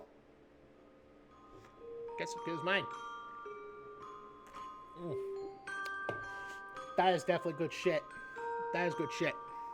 The afternoon sun hung low in the horizon as Maiev and Artemi finished up their rounds through the neighborhood. Most of the injured were taken care of and were eager to go home and escape Artemi's zappy healing spells. You know what? I would care less about getting fucking zapped by Artemi if it meant getting healed, because compare it to like how a defibrillator works, you know? Like, she charges up her hands like this, and then she says the chant, and then presses, then boom, they're healed, but they're shocked. So think of it like her being a defibrillator, actually. That's actually pretty fucking cool. She's a walking defibrillator. Oh, Shirokoi, if you're seeing this, please draw her like that. For the love of God, do that as a joke. That would be fucking hilarious. Or get her to be in a nurse's suit while saying, here to help, while she has defibrillators and her hands are just, and she has lightning around her. That would be fucking great. I would totally want to pay for that, to see that. That would be fucking funny. The night felt rather useless. Maiev did most of the healing work, healing the injured, directing recovery efforts, and comforting the small folk. All Artemi could do was stand stiffly by her side. Maiev reassured her that the mere presence of the creators chosen was comforting to the people, but it didn't make her feel any more helpful. I haven't really been pulling my weight, have I? Even the other knights are looking at me strangely. Maiev looked up from him, musing with a snort. I believe they are more intrigued by our little partnership than anything else. A holy knight and an exterior druid working together. Our ancestors would be laughing themselves onto a second death. Artemi frowned, confused. Whatever do you mean? Maiev stared at her for several long moments, as though checking to see if she was serious. I don't suppose they teach you of our history in your cathedral these days, this fucking little shit! Fuck off! Oh no! Artemi! She didn't be surprised. Did the victor go to spoils? More confusion swam over Artemi's head, but not enough to distract her from noticing familiar. Yes! She whipped around with a digit scowl. Not this time, you little thief! Ow! Why? That fucking stings, you little For the urchin could make an Artemi grasped him by the wrist with a furious glare. I shan't be tricked again. Oh, she's like... This is a good screenshot after... Actually, she's like, what the fuck, man? I love that. Just, what the fuck? You will come with me and answer my questions, thief. Oh, bugger off, you fucking... Oh, bugger off, you fucking nub. I ain't got nothing for ya. Oh my god. He's British. I have done him wrong. I better go back a little bit. No. Oh, that fucking stings, you little... Oh, bugger off, you fucking nub. I ain't got nothing for ya. The urchin writhed furiously, but Artemi's grip was immovable. She hoisted him up and shook him by the collar. When you mugged me a few days ago, how did you know I would be carrying such a valuable package? Did anyone coerce you into this job? Emil scowled across his arms stubbornly. I'd rather get thrown back behind bars than have a pissy night. I ain't telling you shite. I ain't telling you shite. Oh, you little... Maeve ducked her head between their little squabble curiously. What is this package you're talking about? This boy. He is the one who stole the crown and rubies I was tasked to deliver to the prince. Hey, you can't prove anything. I'm being framed, I tell you. Maeve stared at the urchin curiously. Oh, I thought I recognized you. Emil, was it? You're quite infamous around here. The list of complaints and petty crime reports in your name is enough to fill a novel. Oh, shit! Oh, damn! Quite the talented thief, this one. The urchin grinned proudly. What can I say? I'm bloody good at what I do. I'll take that as a confession, then. We best hand him off to the city watch. Perhaps he'll feel more cooperative once his parents come to pick him up. Are you daft? I ain't got no parents. Artemi blinked. Oh, well, perhaps one of the church's orphanages will have a place for him? Neil burst out laughing. I've escaped both prison and those little hellholes for kids before, and I'll do it again. Okay, he's gonna be Scottish now. You think catching me is either doing either of us any favors? Fuck off, mate. You best just let me go. This is just... Are you daft? I ain't got no parents. I've escaped both prison and those little hellholes for kids before, and I'll do it again. You think catching me is doing either of us any favors? Fuck off, mate. You best just let me go. I think I may have sound weird, but Scottish. I mean, he might be Scottish. Tommy felt lost for words. Didn't feel right to just release him without answers, but it didn't sit well to throw a child in prison either. I suddenly placed a gentle hand on her shoulder with a pointed look. Got here. Why don't you put the boy down? Both Artemi and the urchin blinked at her in surprise. Huh? Well, as you wish. Eyed Maeve wearily as he was dropped back onto his feet. What I got you trying at, mate? None whatsoever. You may leave. The urchin squinted. What? I'm free to go? Just like that? Maeve kneeled down to face the boy eye level. I've seen your record, young man. You've stolen a wealth of goods and valuables, and yet you're still on the streets in rags. You've been caught and arrested many times, but always escape. There's a simple explanation here. You are being taken care of in exchange for your work. Not very well, but taken care of nonetheless. By the Thieves Guild, perhaps. The urchin grinned and puffed his chest out proudly. Well, I ain't afraid to admit it. I'm one of the best. They care for me better than that orphanage or their shite city ever has. Maeve nodded patiently. Indeed, you're a talented thief. Always managing to trick people with your youthful charm. The Thieves Guild is lucky to have you. Her eyes narrowed. Tell me, young man, what do you plan to do once you're older? Emil looked taken aback. Huh? What are you on about? It's a simple question. What is your plan after you've outgrown your usefulness at the Thieves Guild? The urchin faltered for a bit, but growled stubbornly. Hey, don't you go putting words in their mouth. The guild ain't ever going to leave me hanging. Not even a sound. She gently reached out and grabbed the boy's hand. Her thumb brushed over his bony wrist, her eyes drifting across his thin, malnourished figure. Oh, no! He's being poor. Oh, this poor bastard! Yes, I can see how they care for you. However, in the future, if you ever find yourself in need of a friend, House Osmia would be glad to have a man of your talents. Find one of our stands in the market district and tell them you are a friend of Maeve's. My doors are always welcome to you. A mix of suspicion and utter bewilderment swam across Emil's face. Why would a fancy-pants noble ever want to help a nobody like me? What's the catch, lady? Maeve simply smiled underneath her veil. Friends help friends? That's just how the world works, young man. She got up and turned to leave, beckoning over her, attempting to follow her. Now, if you'll excuse me, I have to help my knight friend here figure out who was behind her jewelry mugging. Good day to you. Come along, Gautier. Huh? Right away, my lady. Emil was left gaping and stunned at the two, as the two left without another word. Oh, Emil! I kind of feel sorry for you, even though you're a little fucking shit.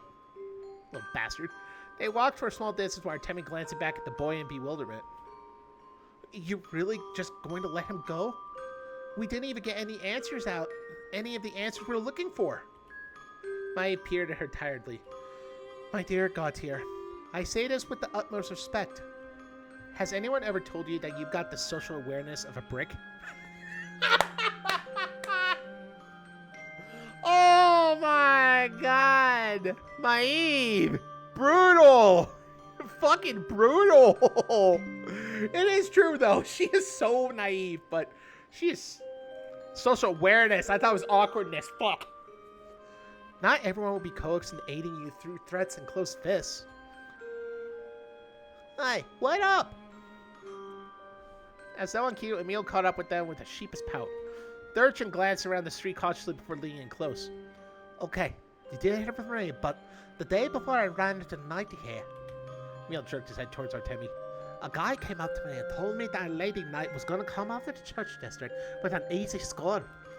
He told me that I'd make mad money if I stole her package and took it to the blacksmith at Rotten Reds. He even paid me like 10 gold to go through with it. I was psyched, but the whole thing smelled fishy, yeah? I usually have to pay for good tips like this. Artemi stared at the urchin, surprised while Eve tried her best to hide her I told you so look behind her veil. We appreciate your help. Could you describe the man you spoke with? Emil scratched it. Well, he was this youngish guy. Looked a little older than you two. And he was this bright blue peacock. The only peacocks in Axia are the royal family. And the only one who's left is Prince Cassius? That can't be right. This means that the prince sent me on a mission to deliver his ruby crown, and I paid this boy to intercept and sell it on the black market. Wait, what? Okay, I thought it was the prince at first too, but that can't be right, can it? I saw him at the festival today. The guy was so nervous he couldn't even walk straight. But the guy who gave me this tip, he was almost kinda scary. Real cold and stern like he was. I almost didn't recognize him because of how different they were. Emil sheepishly stuffed his hands in pockets. Anyways, that's all the darn info I've got for you. Now, if you'll excuse me, I've got to go do stuff. You, meanwhile, need to fuck off, you knob.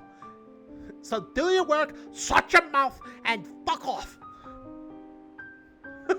God, this sounds like an angry Scottish person. She's like, wait, thank you for your corruption. Yeah, right, you know what?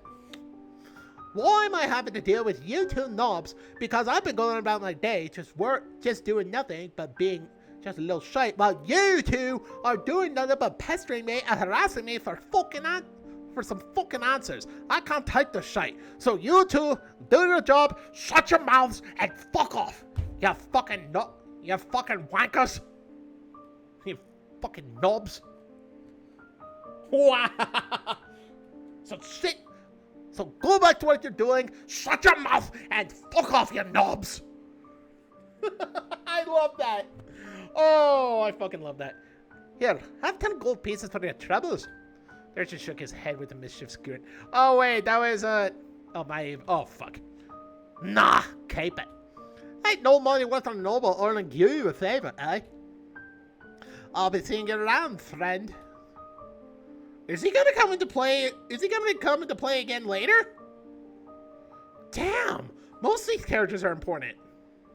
That Emil ran off down the street and out of sight. Maya chuckled as she watched him go. That one learns fast, doesn't he? I'm more impressed by your negotiation skills, my lady. You convinced him to disclose his secrets without threatening him or anything. Not all tools need sharp edges, Gautier. More importantly, I am worried about what this means. Maya's eyes narrowed as she processed this new information. I can only conclude that the prince did not want the rubies to arrive at the royal palace at all. His goal was to scatter rubies to people in the underground black market. If he hired a lowly urchin to do this, it must mean he wasn't too picky about who got their hands on them. She clicked. And shortly afterwards, a demon shows up in Axia.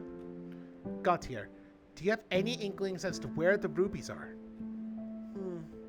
Well, the cloak mage stole 2 of the rubies during our encounter at the fighting ring. As for the other 2, one was immediately purchased by an anonymous buyer. The last one disappeared from the market without notice. Ives' brow furrowed. If this cloaked mage already has 2 of the rubies, why send a demon to attack your friend? Unless... Tell me, Gautier, how trustworthy is this Kolodi Bonebreaker? Artemi faltered. He is my friend. Though he may be infamous for underhanded schemes, I have faith that he has good intentions at heart. He would never do something that could jeopardize this mission. Even as she spoke, Artemi cursed herself for the doubt plaguing her voice. Maiev did not look convinced either, but did not speak on it. Then I will trust in your judgment for now. Moving forward, I think our next course of action should be to investigate our nervous little prince. What? I could never be so bold to accuse His Highness of wrongdoing. There is no accusation. Your mission is on His Highness's behalf, is it not? Then it is more than reasonable to request an audience for information. She's got a point. We should have fucking done that from the damn start. But these freaking little dumbasses didn't do it. And given that Osme is aiding you in your search, I hope you have the courtesy to include me in your meeting with Prince Cassius. Of course! Then matters are settled, for now. It is time for us to depart.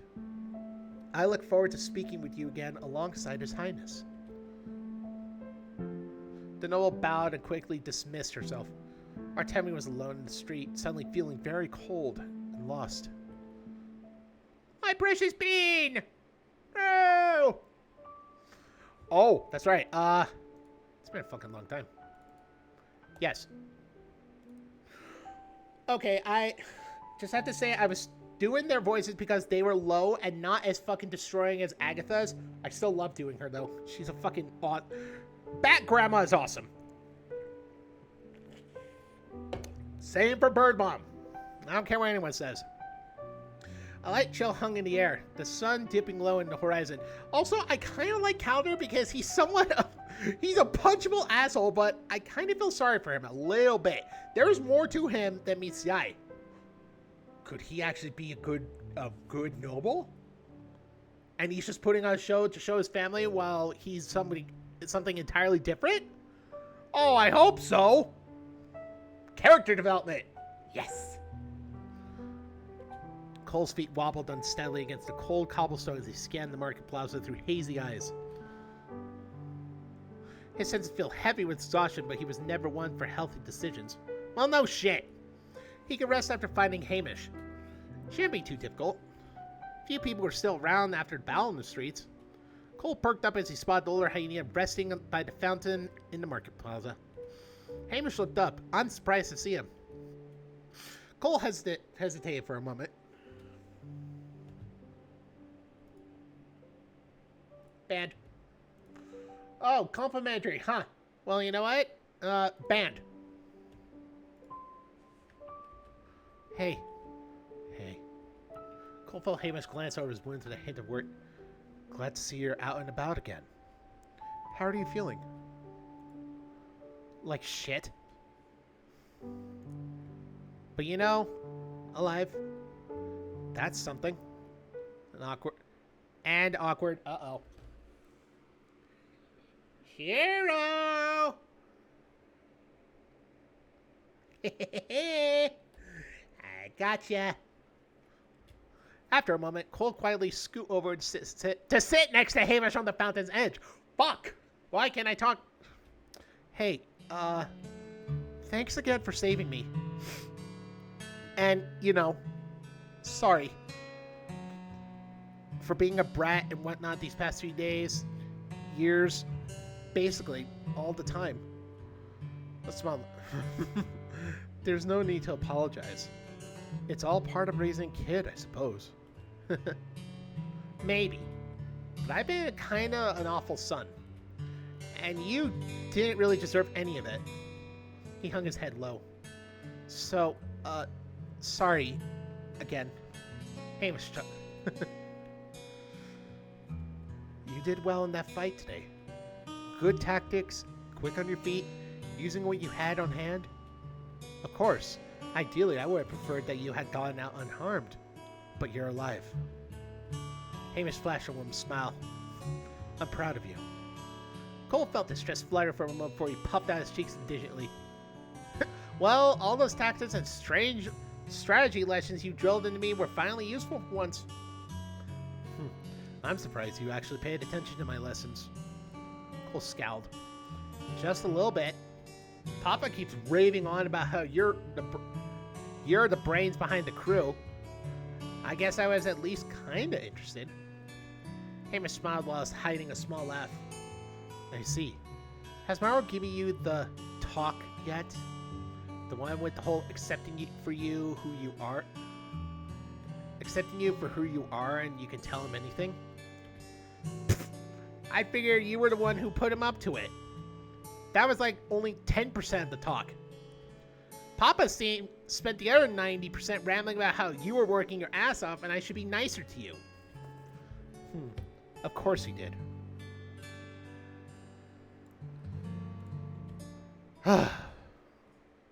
Speaking of which, can we talk? There grew tense once more. Cole fidgeted and bit his lip, considering his next words carefully. Oh my god. Cole, you better not fuck it up. You seriously better not fuck it up, man. Back in the fight with that demon. Flashback. That was Hail of Thorns. At first I thought maybe you were just sticking arcane crystals on the arrows, but the effects were too precise to be borrowed from a stored spell.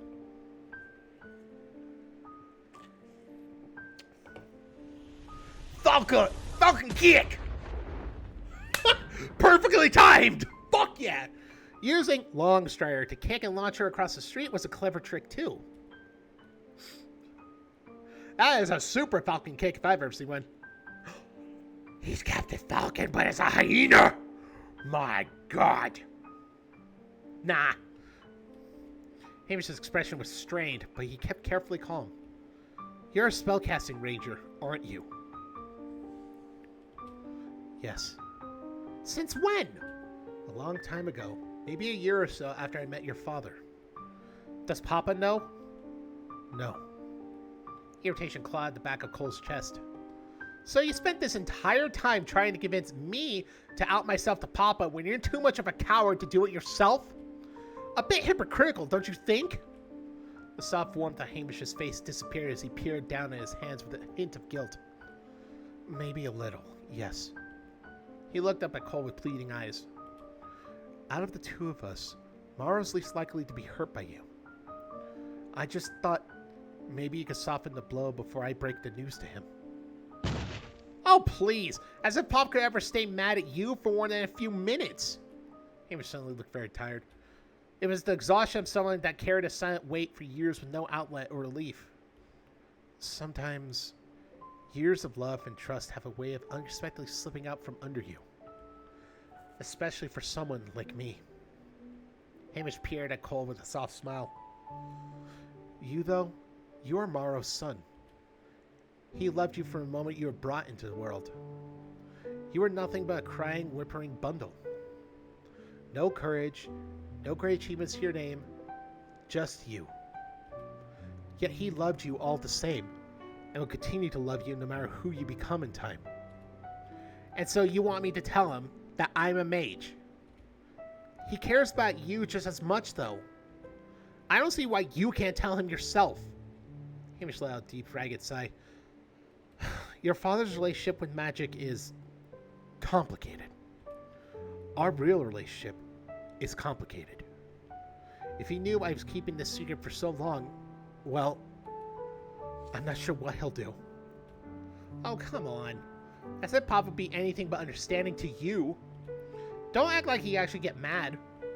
Call out Why does Papa hate magic so much? He always dances around the question, but you know, don't you? Dollarhania shook his head firmly. That's not my place to say. I promised him that I wouldn't tell, just as I didn't tell him about your bardic abilities.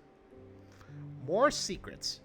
More dancing around each other while you fluttered between us like the world's saddest little passenger pigeon. Why can't you just tell me? You know I'll find out eventually. Hamish looked torn. You keep a fair share of secrets as well, Cole. I won't betray Maro's trust. Something in Cole snapped. You're full of nothing but secrets too, and so is Papa. But I expected to just spill everything out while you two keep everything to yourselves? You asked me to talk and to be open, so here I am. You practically know everything about me. But the moment I ask for a tiny bit in return, it's suddenly too difficult? This house is full of nothing but hypocrites. Cole growled and stood up. Well, hold on. Shoulders started pounding heavy again. If you won't tell me, fine. I don't need you to talk. I'll pry it out of you myself. Hamish caught the flicker of arcane light across Cole's eyes just a second too late. He leapt to his feet, panic gripping his chest.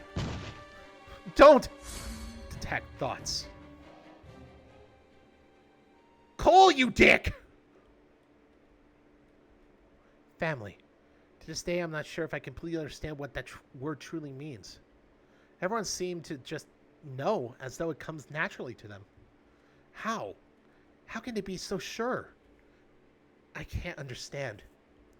Days and weeks and years go by, and the same question claws at the back of my mind. Am I doing this right? What the? Family could mean the home you grew up in, perhaps. Mine was nothing too spectacular.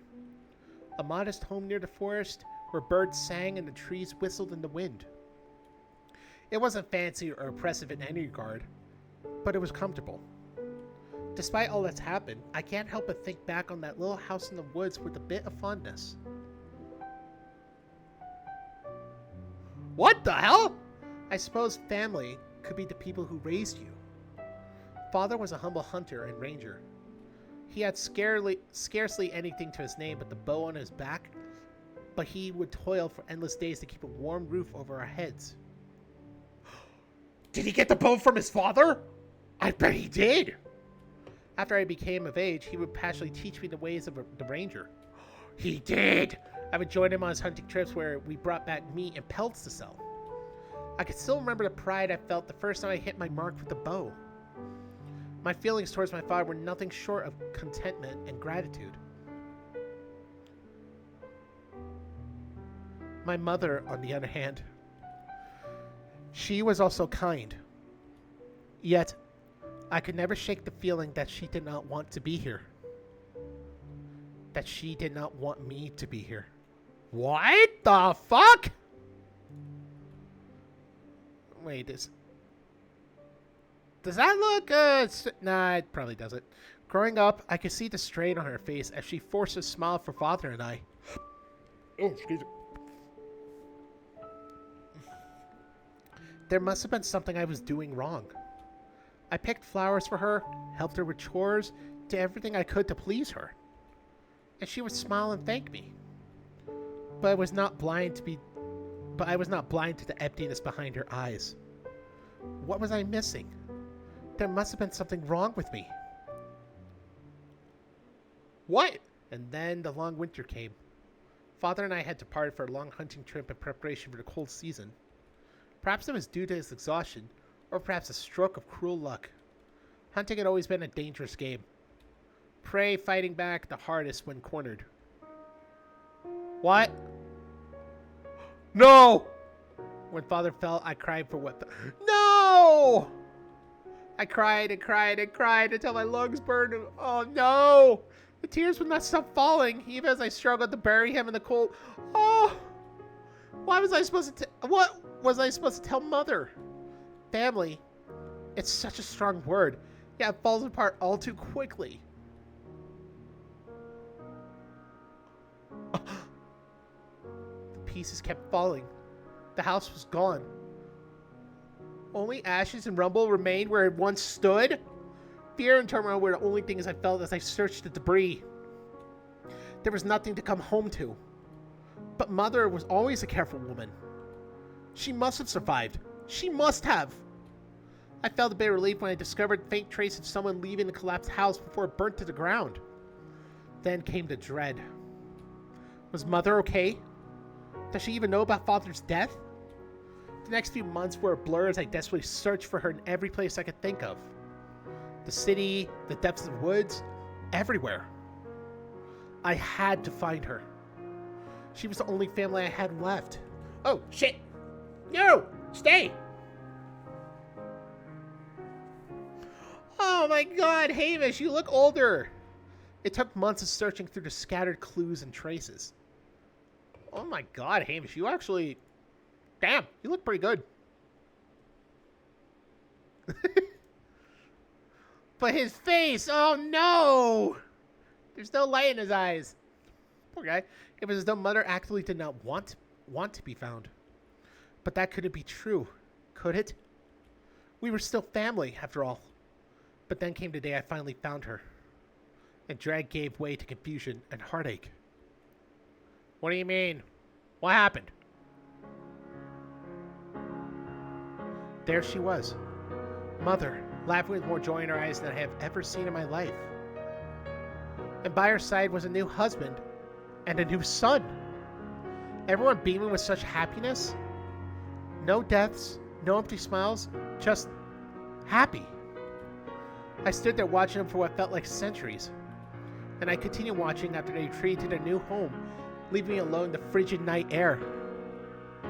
The world suddenly felt very cold. Holy shit, this music! What the fuck? Through the storm, one thought cut through the rest like a knife. I did not understand how I could be so easily replaced. Perhaps there was something about me that made it easy. What the hell? What the fuck? What the fuck? Oh my god, that mother is horrible! My god, she just went out there for no fucking reason and all of that. Holy shit! What a bitch.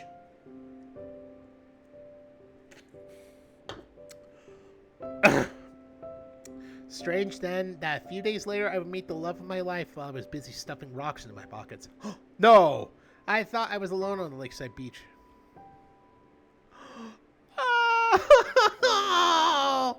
Hamish! Oh! My lips were sore and my mind cloudy from my ceaseless sobbing fits. You can hardly blame me for not noticing his approach.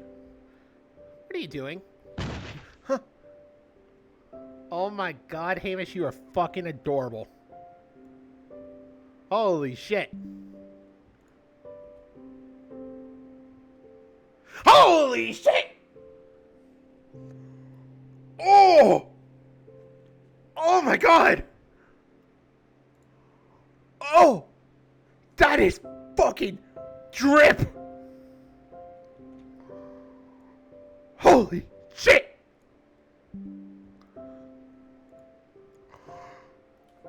Holy shit! That is fucking drip! Oh my god! Oh! Oh! Oh! Oh, sorry, fuck. I just fainted from the Honda. Oh! I think I should. Oh! Okay, I'll stop. But damn! The other man froze as well, his eyes darting between the sagging rocks in my pockets and the dark lake water beside me. What are you doing? He repeated the question, knowing exactly what I was doing. I blinked at tears. Fuck! My fan! I'll get you later, fan! It fucking fell over. I blinked the tears out of my ragged eyes and stared up at him blankly. Well... I suddenly felt very silly. I hesitantly put down the large stone in my hands and looked around for an excuse that didn't make his encounter hellishly awkward. I'm gathering rocks to sharpen my arrowheads with. The other hated glanced at my bow and quiver lying in the sand. 2 worn arrows poked out of the quiver. That's a lot of arrows. Well, gotta find the right kind of rocks and stuff. It's a ranger thing. You wouldn't get it. The other hater continued staring, looking wholly unconvinced. Oh my god, I just noticed he doesn't have a stone eye. Oh! Interesting! I suppose it looked rather obvious when someone was attempting to off themselves via oh shit. Oh! I didn't know this was gonna happen. Oh my god. Holy shit. Oh, goddamn ass. And awkward silence.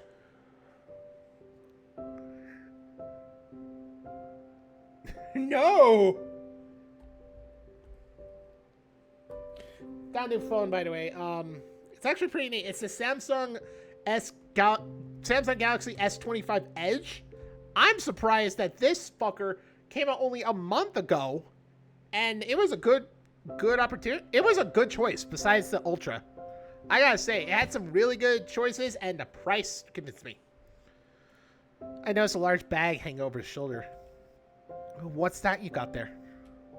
Oh, this? Papa made me come out and measure the flow of the lake using these funky arcane instruments. The old git told me not to come home till I was done. Sounds like an easy job. There you go. Yeah, well, I ain't got the brains for this kind of thing. All that complicated magic and shit goes way over my head. That old fuck probably gave me this job just to spite me. An idea suddenly clicked in the well-dressed hanging his head. He is well-dressed indeed! He flashed at me a toothy grin. Hi, you got some time to help that guy out? I could use some extra hands on this job. It's not too hard. Just gotta float these little crystal thingies around the lake's perimeter. I'll treat you to dinner for your hard word.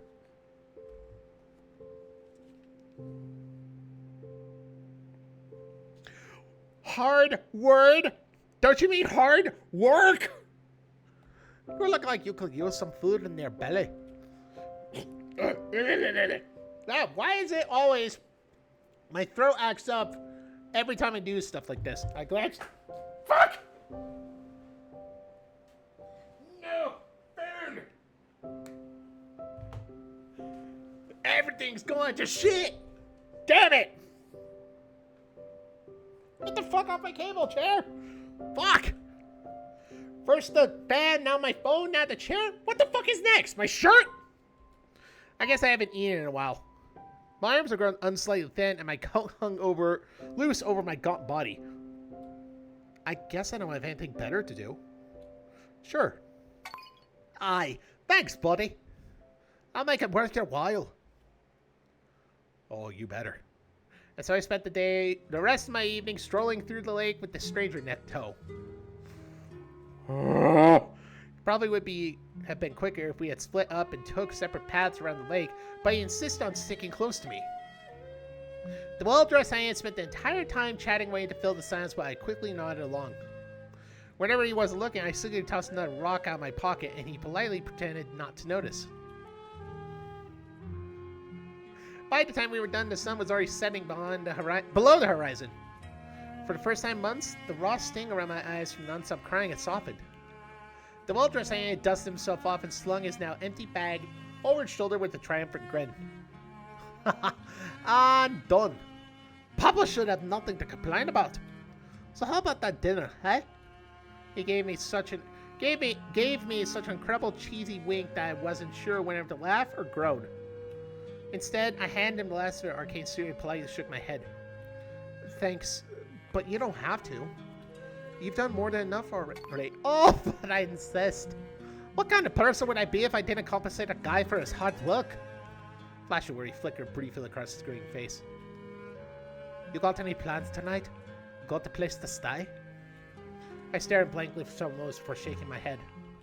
No, not really. He shot me a sympathetic smile and patted my shoulder. That's rough, man.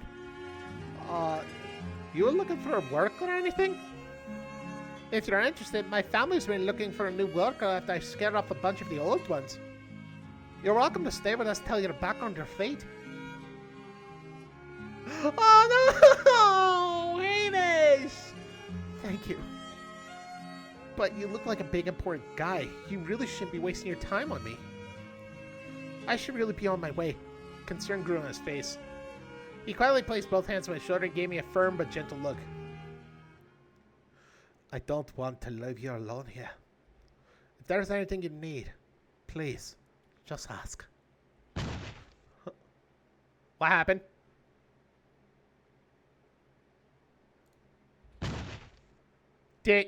What the fuck? In that moment, something in me broke. No! Oh no! No, the feels! Oh, Cheryl, why? My breath hitched and tears began swelling at the edge of my vision. Utterly failing to hold myself together, I hung my head low as the floodgates broke. I like that. Thank you. You didn't have to. He smiled gingerly, patted my head. It's okay. You're okay here. I continued balling my hand in front of my face a complete mess. I tried and failed to stay my breath. This was utterly embarrassing. I tried to speak and thank him, but a mess of jumbled words spilled out. We haven't even introduced ourselves properly yet. My name's Hamish. Thank you. He let out a deep, jovial laugh.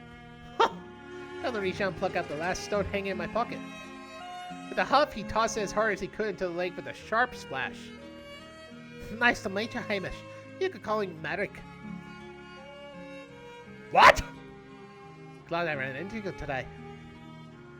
Yeah, thank you. I think I want to stick around just a little longer. Merrick! In the many years after our first meeting, I had found a new family in Merrick. There was no emptiness behind his eyes when he smiled, only genuine joy. I finally found someone who wanted me to stay. But in spite of all his kindness and love, one thought stuck in the back of my mind like a foul parasite. It was a fear that I had never quite managed to shake, haunting me at all moments of our lives together. How long will it be until I'm replaced once more? No! I wanted more! I wanted to see memories of how he reacted to Cole first coming into his life! Damn you!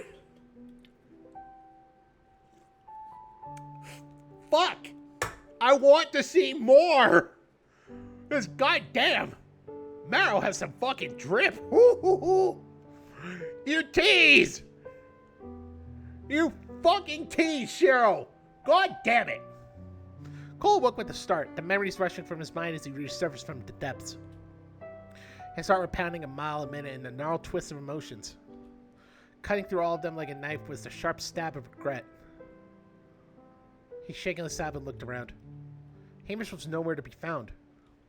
He must have run off the moment the spell was had connected. Cole squeezed his eyes shut and buried his face in his hands. All the anger from Vor felt utterly petty now. He really couldn't stop ruining everything, could he?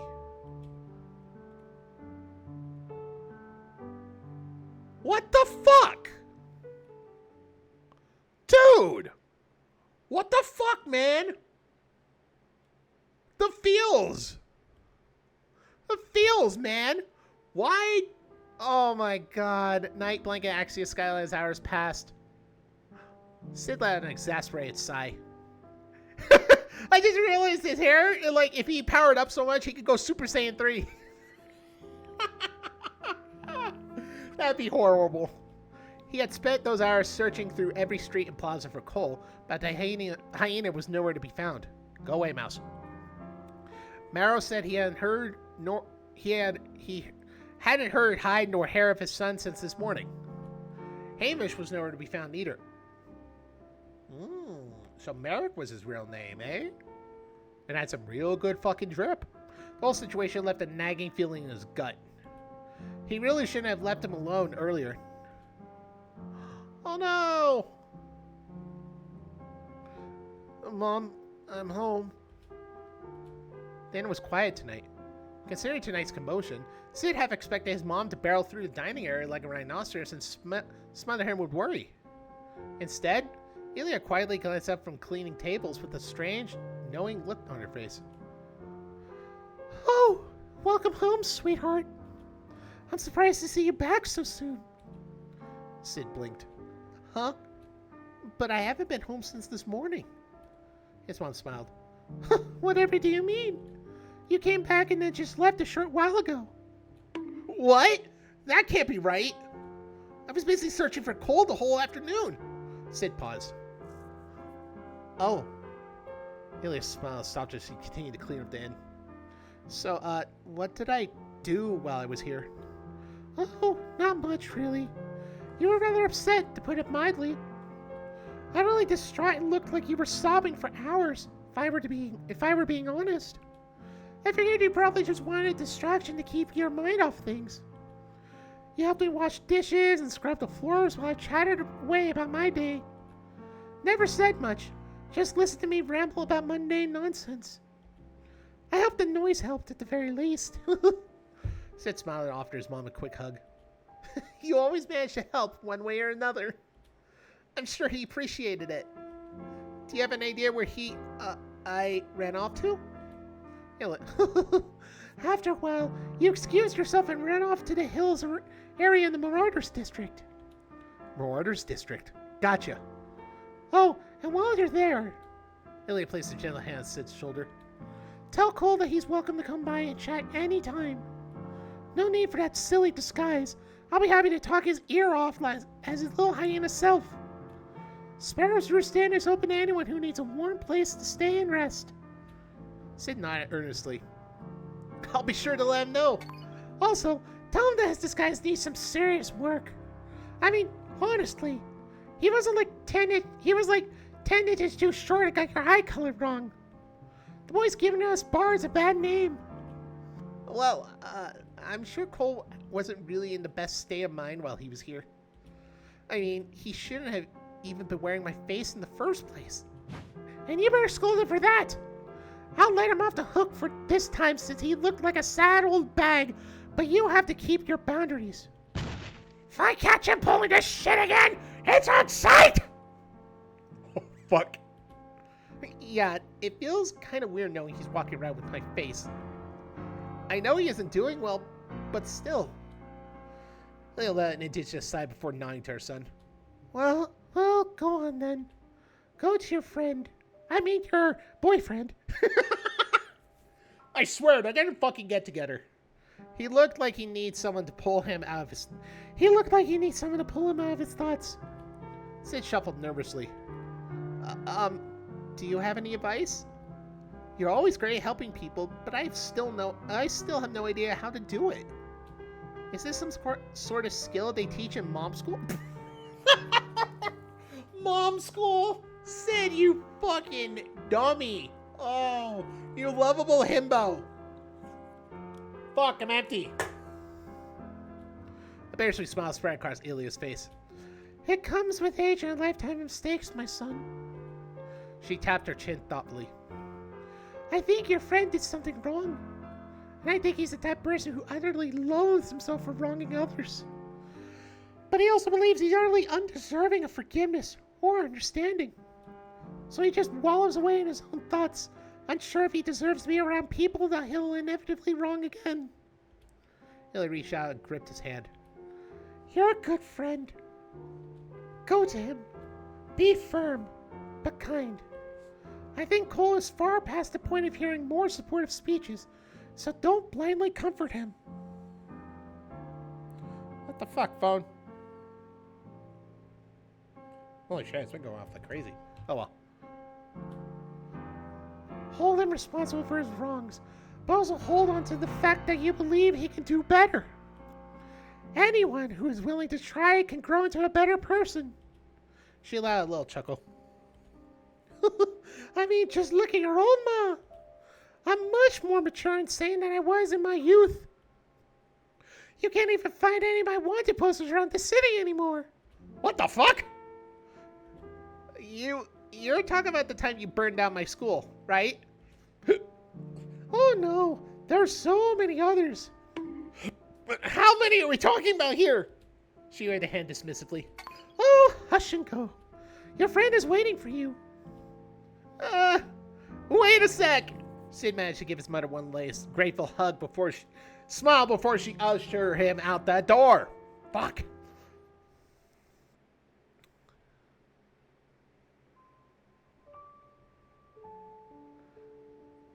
Is he wearing bootleg feet too, like leggings? What the shit?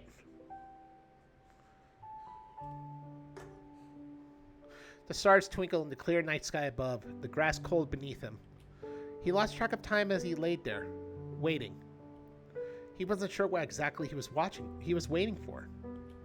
There was probably something better he could be doing, like apologizing or fixing his messes. Wait, is that... Oh, it's Cole. Oh, okay. Poor Cole. His brow furrowed as he stared into the night sky. The chill air stung his raw and sore eyes. He shouldn't be the one crying or feeling terrible for himself. He was the one who fucked up, after all. Yet here he is, lying here with an entire evening wasted with no tears left to cry. Gods, he was awful. His body, his mind, everything felt heavy and exhausting. He just felt tired. So tired.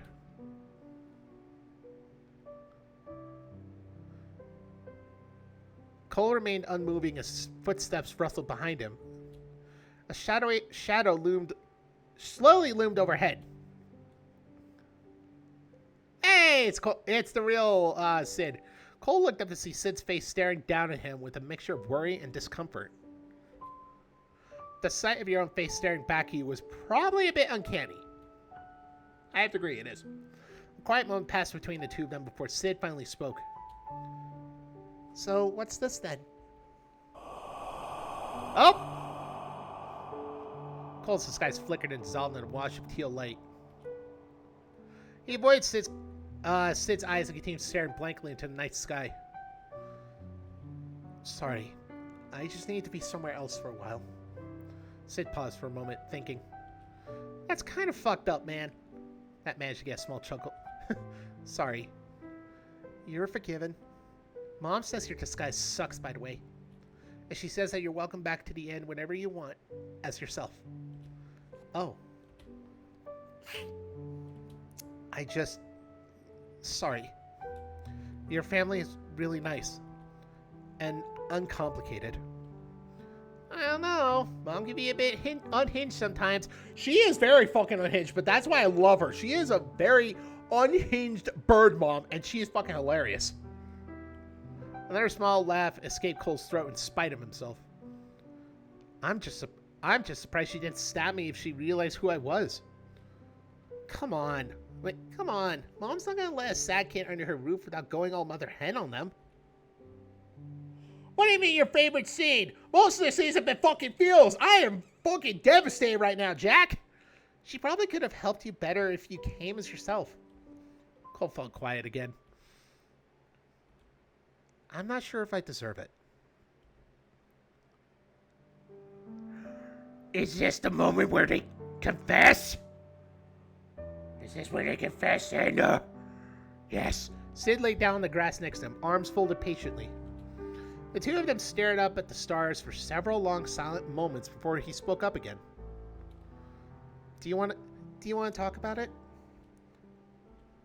I kind of did something horrible to Hamish. Like, worse than usual. Things were going so well and we were getting along for once. But then things got heated and I kind of snapped and cast detect thoughts on him. Like what that calendar guy did to me? Yeah. Cole squeezed his eyes shut and let out a deep breath. I've been an awful son. Oh, I hope so. Because I'm already fucking devastated by the feels of, like, what happened to Hamish. My God. Oh, no. But, oh, Merrick. Holy shit. You guys fucking trip. I hope I see more of it, please. For the love of God, Shiro, don't tease me like that. I want to see more of Merrick and Hamish young. They were so cute. And, anyway, Papa and Hamish know it, too. I'd wish they'd just say it. Just ditch all the good parent talk and tell me that they're sick of me. It just makes things easier instead of this whole charade. His fingers dug into the grassy dirt painfully. When I cast that detect thoughts, I guess that was what I wanted to see. For everyone to just drop the act to tell me how they really felt. But the things I saw, I was just left with the thought. Cole opened his eyes and stared tiredly into the starry sky night. How did I end up like this? Ah, my leg! Fuck!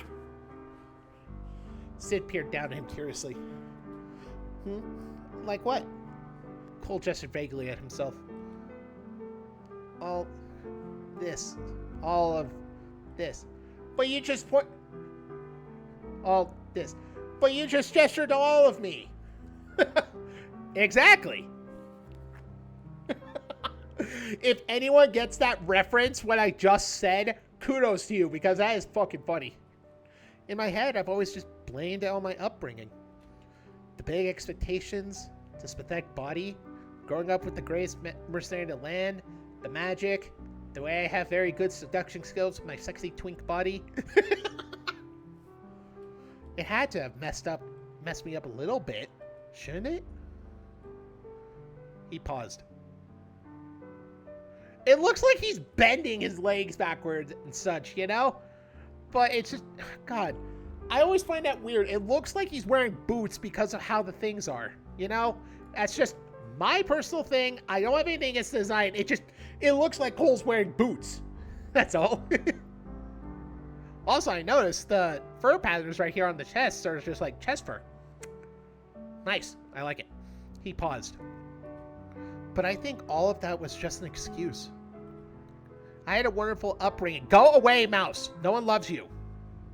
2 loving dads, an entire guild of people to lean on. Friends. Clyde. I was the only one who made all these bad choices. I decided to be a shit to Hamish because I never felt good enough to be Morrow's kid. I chose to keep messing things up because I couldn't talk to anyone as myself. I'm a bit fucked up in the head, aren't I? I can't blame it on anyone but myself. Cole let out a deep sigh. This is it. This is the person my choices made. Papa and Hamish deserve a better son. He turned towards Sid. And you and Otemi deserve a less shitty friend. I can't fathom why you two haven't ditched me yet.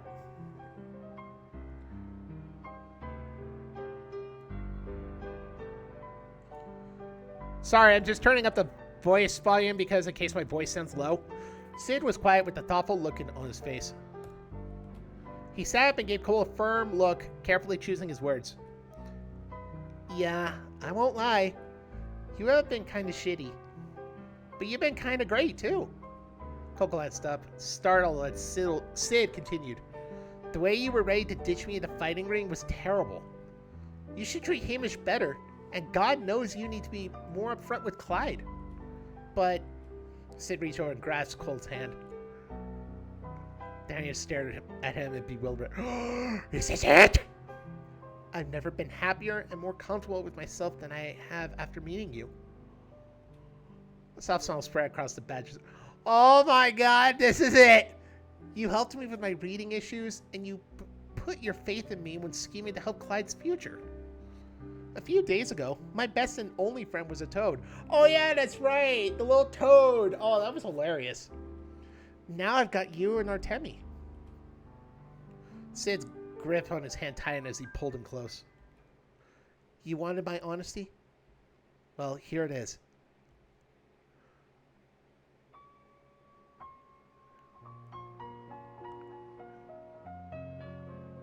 Oh my God. I see you, Cole. All of you. Every lie and every piece of good. And I've decided to stay. Cole's heart lurched painfully against his chest. It took him several minutes to realize his face was wet with tears again. It's true that you've made a lot of bad decisions. But that doesn't mean we all secretly hate you or want you to leave forever. And it doesn't mean you should give up on making things right. Come back to us. Make better decisions. You're responsible for who you are, and I know that you can make the choices to build a better person. Sid squeezed Cole's hand gently. Just promise me something. Have a little more faith. Faith in yourself and everyone around you. You can do better. I've seen it. Oh my God!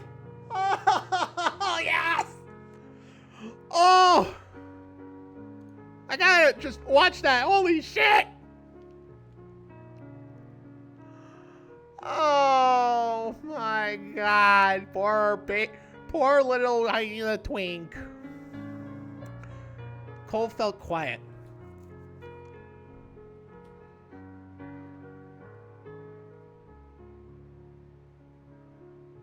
I'm not sure if my promises are worth much anymore. I am fucking screenshotting this. This is fucking beautiful right here. Holy shit. It's time for the boyfriends to get together. But I'll try. Thank you for staying with me. What? What? No. Oh wait, they're still there. This is it. It's still going. Cole wiped the tears from his eyes as two of them sat quietly on the grassy hill. Well, I guess if I'm going to do this whole honesty thing, I might as well start here. You promised to stay with me through all this, right? Sid's smile was gentle as he squeezed his shoulder. Of course. I'll be right by your side, boss. Cole took a deep breath before quietly rummaging through his pockets. Before he could say anything, Malice squirmed his way up his arm with the indigenous hiss. Aw, shit. Who dares interrupt my beauty sleep? You better have a good excuse, puny mortal. I see you recovered enough to yap your trap. Wait a second. Did you grow bigger? How many Cheers rolls have you been stealing? Wow, rude. I have been feeding off your emotions non-stop for the past few days, puny mortal. And I must say, you kept me well fed. Especially for that little conversation just now. That conversation was exactly full of negative emotions. Ah, but it was delicious nonetheless. Very delicious. Ah. Oh. At this rate, I'll be back to my true form before you know it. Anyway, why have you called me, puny mortal? Make haste, for I must nap and digest. Cole rolled his eyes before holding the little python up to Sid. Hurry up and turn back into your ruby form. In front of you, Lucky. Have you gone mad? Cole glared. Just do it. The little python hit.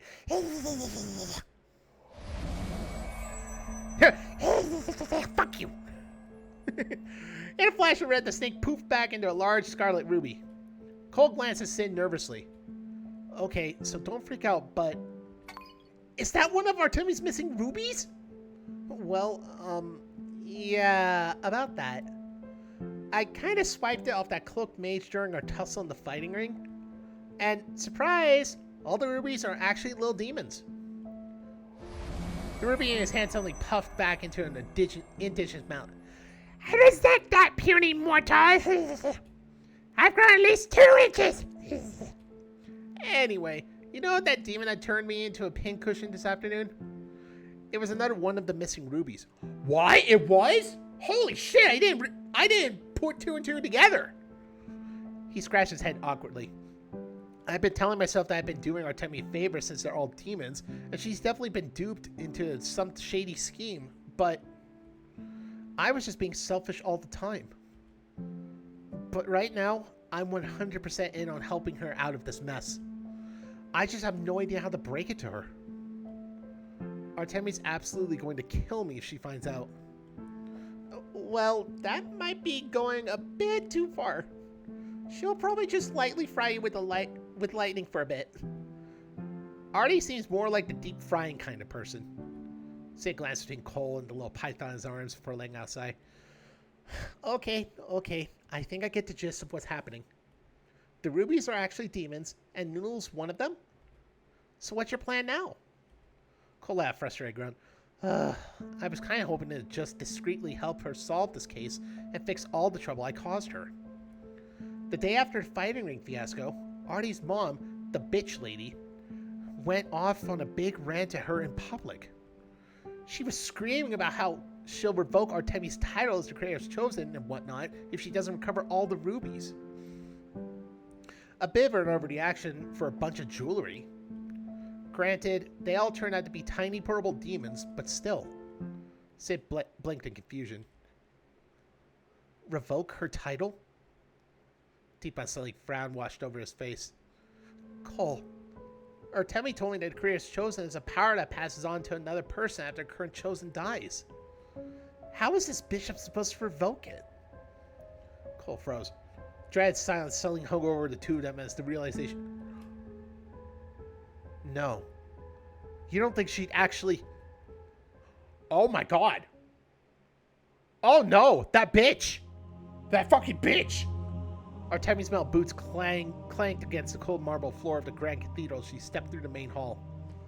The building was always felt ominously empty and cold at this time of night. Like any other cathedral in the world, Artemi shivered and quickly made her way towards her mother's office. Her Excellency requested a report of the day's events, and it would be unwise to make her wait. Oh no, is she back? Your Excellency? Artemi poked her head in the Grand Bishop's office and found the room dark and vacant. It was rather late. Perhaps she had retreated to her chambers? Artemi shuffled quickly through the cathedral's living quarters and breathed a sigh of relief as she caught sight of a slither of light through at her mother's door. This dark area of the cathedral was rather unfamiliar to her. Artemi's own room was situated in an isolated corner of the building, and she rarely had reason to visit her mother's chambers. Oh my god, seriously? Her mother? Fuck me. She gulped and raised a nervous hand to knock, but as she did, a passing draft pushed open the door a tiny smidge. What? What's going on? Without thinking, Artemi peered through the small crack. Her body immediately seized up with a jolt.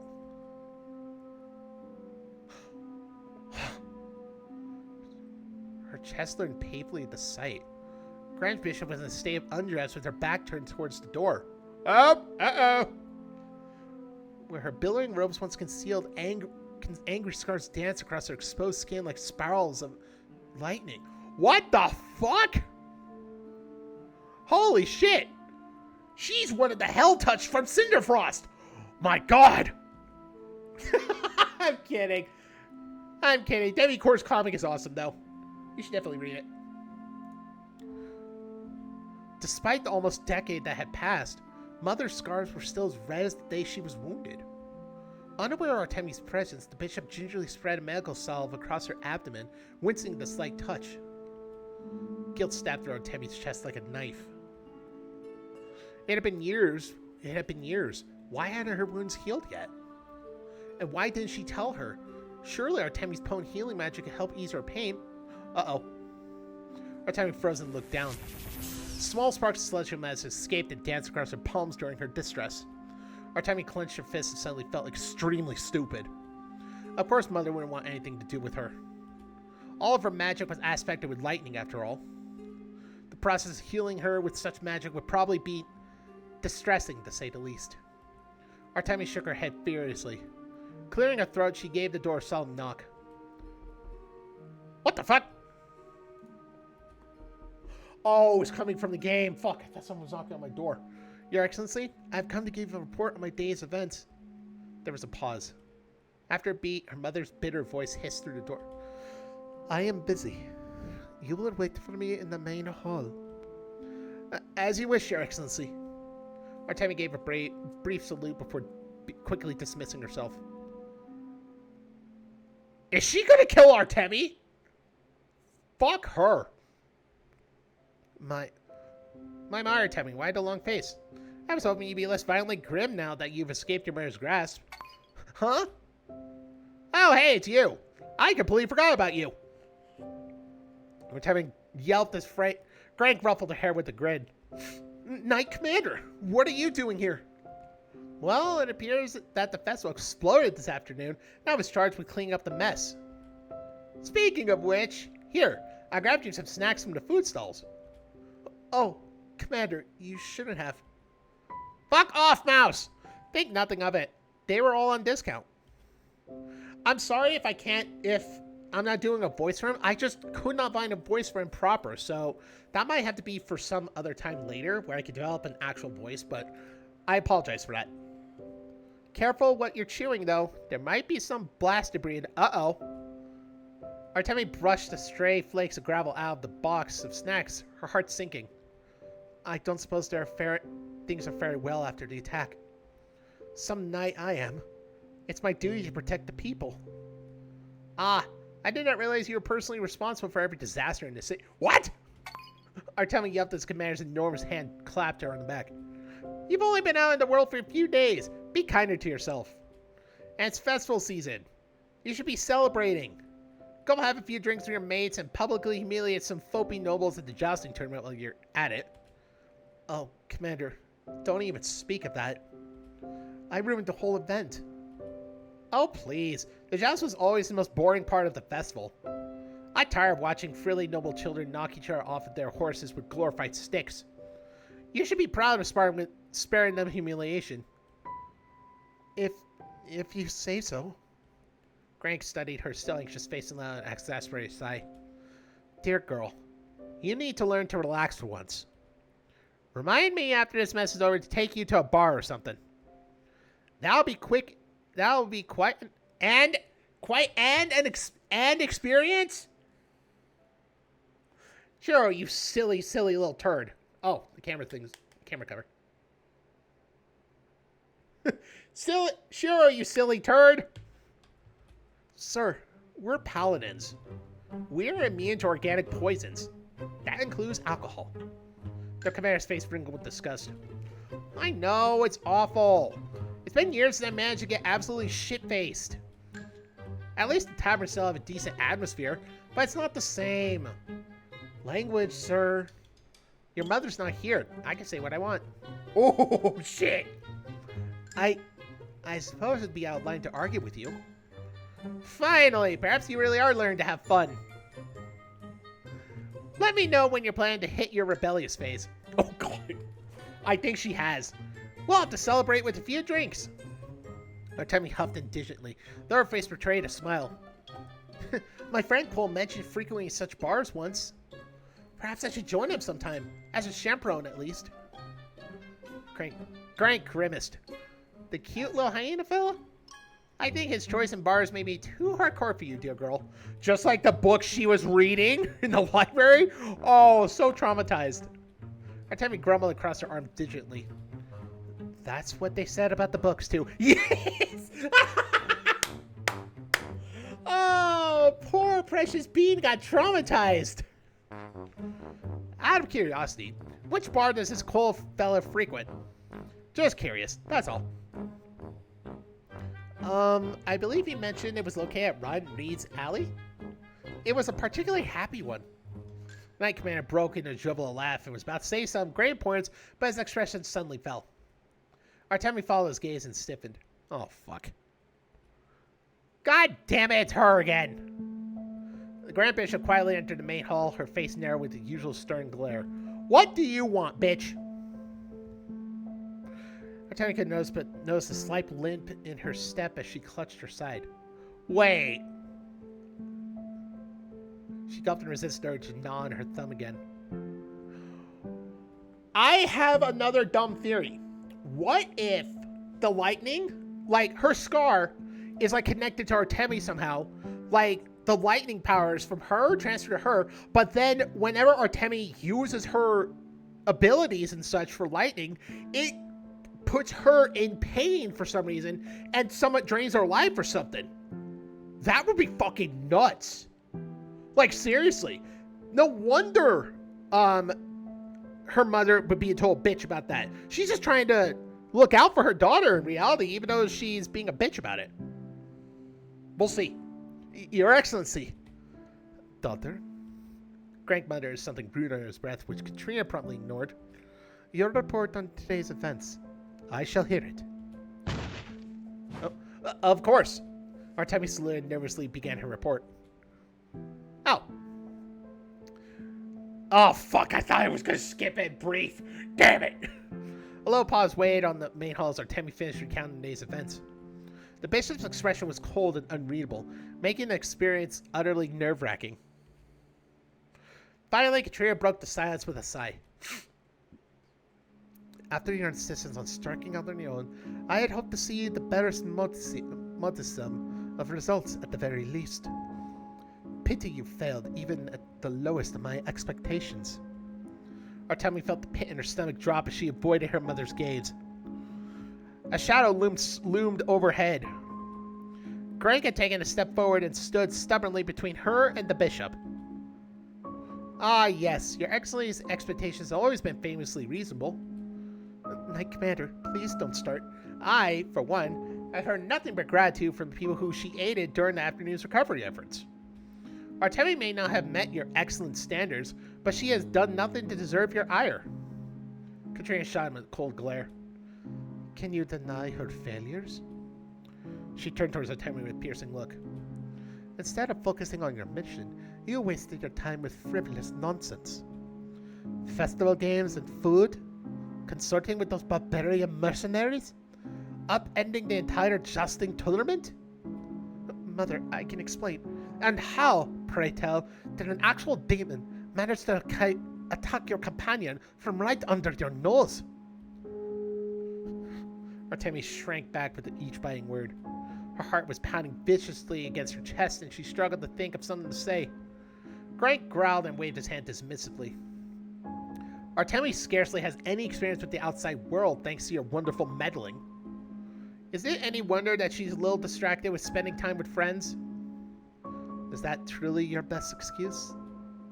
You can't expect her to solve all the city's problems on her own. We should encourage her efforts to make trusted allies. Oh, please. Those friends of hers are only taking advantage of her naivety and her strength as the Creator's chosen. Why else would anyone want to keep her around? Fuck you, Katrina! You may not like what you hear, daughter, but my words are always honest and true. Fuck you, royally! Unlike those lowly peasant friends of yours, you will discover. Oh, that's quite enough out of you, woman. You dare speak to me in that tone? I am the Grand Bishop. Holy shit, some more new art. Damn. Greg and the Bishop descended into a heated, spitting argument, their voices echoing harshly against the hall's empty walls. Oh no! Artemi shrunk back, anxiously gnawing at her gloved thumb as she tried to calm her pounding heart. Oh no! Poor Artemi! My precious bean! Her head throbbed with dizzying pain against the shouting voices. She wanted to ask them to stop fighting, but it was all she could do. All she could do was keep her breath steady. Oh no! Instead of throwing your authority around every waking moment, you could try to do something useful for once. I had an entire church to organize, and unlike you, I do not have the leisure to freely spoil this useless child. The church will have a competent chosen. If this child is unable to fulfill that role, we will find one more fitting. A deathly glare shrouded Greg's face as he took a step forward, his massive shadow looming over the bishop. No need to dance around with words, Your Excellency. You intend to kill her. How very motherly of you. Well, I fucking knew it! Oh my god, I hate her so much. You of all people have no right to judge my methods, Greg Stormborn. Everything I do is in the name of our Creator and the greater good. You, on the other hand, do not have that excuse. Or have you forgotten your own misdeeds? Silence fell over the cathedral. Artemi looked up, confusion swimming through her throbbing headache. No! Your misdeeds? The Grand Sheriff let a cruel laugh that echoed throughout the empty hall. My dear daughter, do you mean to tell me that you don't know? It is all but an open secret within the church. I did promise you my honesty. Let me tell you of the filth that your dear Knight Commander has concealed from you. Greg's low growl shook low, reverberating through her chest as he glared at the bishop with intensity Artemi had never seen. You will choose your next words very carefully, woman. Katrina smilingly whined. See this, daughter? See how these lowlifes try to withhold the truth from you? Even your Knight Commander, who you so dearly admire, refuses to be wholly honest. As I said before, you may not like my methods, but I will always be true to you. Knight Commander, what is she talking about? Greg was silent. His steely gaze faltered, and for a moment he looked truly lost for words. No! Artemi! You see, before his rise as an honored, blessed knight of the church, our good Greg Stormborn was a criminal of the highest order. What? Yeah, I just spat. Burglary, smuggling, murders. Amid the organized crimes within the deepest bowels of Rotten Reed's Alley, our dear Knight Commander was indeed the worst of the worst. Both the church knights and the city watch sought his head, for he was worth more dead than alive. Tammy stilted, her mind racing. She stared appealingly at the Knight Commander, but Old Bear refused to meet her gaze. Oh, and on the day the church knight finally managed to arrest this scum of a man, he managed to add child murder as a final addition to his list of crimes. What? Truly the most honorable knight in our court. A heavy silence fell upon the Grey Hall. Artemi squeezed her eyes shut. Everything was moving too fast. She just wanted everything to stop. Greg took a step forward, towering over the bishop with brawling fury. Horrid wench! Will you not be satisfied until you've torn everything down you can reach with your grubby little claws? What is the matter, Commander? Have your sins finally caught up with you? Please stop. That's rich. I look forward to the day where you finally reap what you've sown, Grand Bishop. I'm afraid you'll be dead and buried far before that time comes, Stormborn. You overstep your bounds. Watch yourself. You may be Roderick's personal lapdog, but I hold the leash. Best watch your back. A leash can be pulled from either end. Oh fuck, I think I found it. Holy shit. Is that so? No, please. Something snapped. Artemi clapped her eyes shut, tore her lightning swarming around as she let right. Please, just stop fighting! Branches on branches of lightning poured from her trembling figure as like an isolated storm. The crid smell of ozone filled the air, sparkles of celestial magic cutting across the hall in blinding streaks. It was all Artemi could do to keep her breath steady as her mind spun in agonizing circles. No, my precious bean! The bishop's response was immediate. Her mother hand shot up and Artemi... What the fuck? Spinning around. She was vaguely aware of the Knight Commander rushing her side, asking if she was alright in a worried hush. But when she opened her eyes, all she could see was her mother's enraged face with the arms clutching her scarred abdomen. It's a face of turmoil and disgust. Oh, I think I guessed right. Uh-oh. Get out. Get out! Foul child, what must I do to be rid of you? Mother, out! Artemi's heart clutched. She staggered onto her feet and fled to church as fast as her leg could take her. What the fuck? I think I was right about that. Holy shit! Ugh. The cold night air hit her lungs in a merciful embrace. Artemi fell to her knees as the Grand Cathedral doors slammed shut behind her, her heart hammering against her chest as she struggled to see straight. Too much was happening all at once. She could barely make sense of anything. Artemi took a shaking deep breath and tried to steady herself. Suddenly, the cathedral doors creaked open. She needed to turn to know who it was. Grant quietly shut the door behind him and sat next. Two of them were silent for a breath. Artemi could feel his concerned gaze even as he hung her head low. After a moment, she finally spoke. Was what Mother spoke of true? Yes. As she said, it's a bit of an open secret within the church. Even the child murder? Greg was stone-faced and sightless.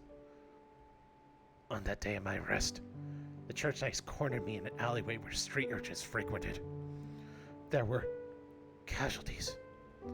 Artemi paused, eyes trained at the marble steps at her feet. Why did you never tell me? Greg sighed.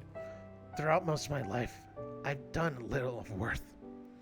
Even after being elevated to the rank of Knight Commander, I've been little more than a puppet on strings. Everything I've done since was dictated by either the church or the royal family. Even my rank as of Knight Commander was chosen for me. There was no choice for me to make. I walked every step as ordered with little thought or feeling.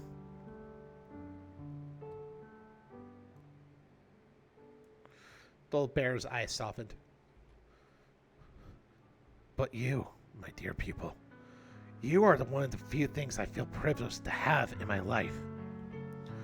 The way you always look up to me with such undeserved admiration. I suppose I wanted to avoid disappointing you for as long as I could. I see. Artemi.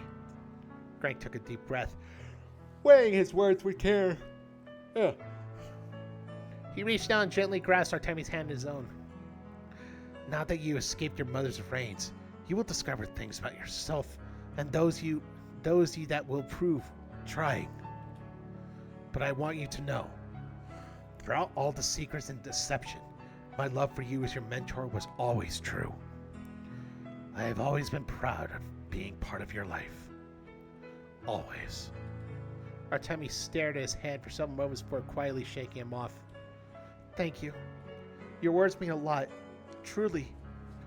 But I'm not sure what to really believe anymore. A loud chuckle escaped the bear's throat. A reasonable sentiment.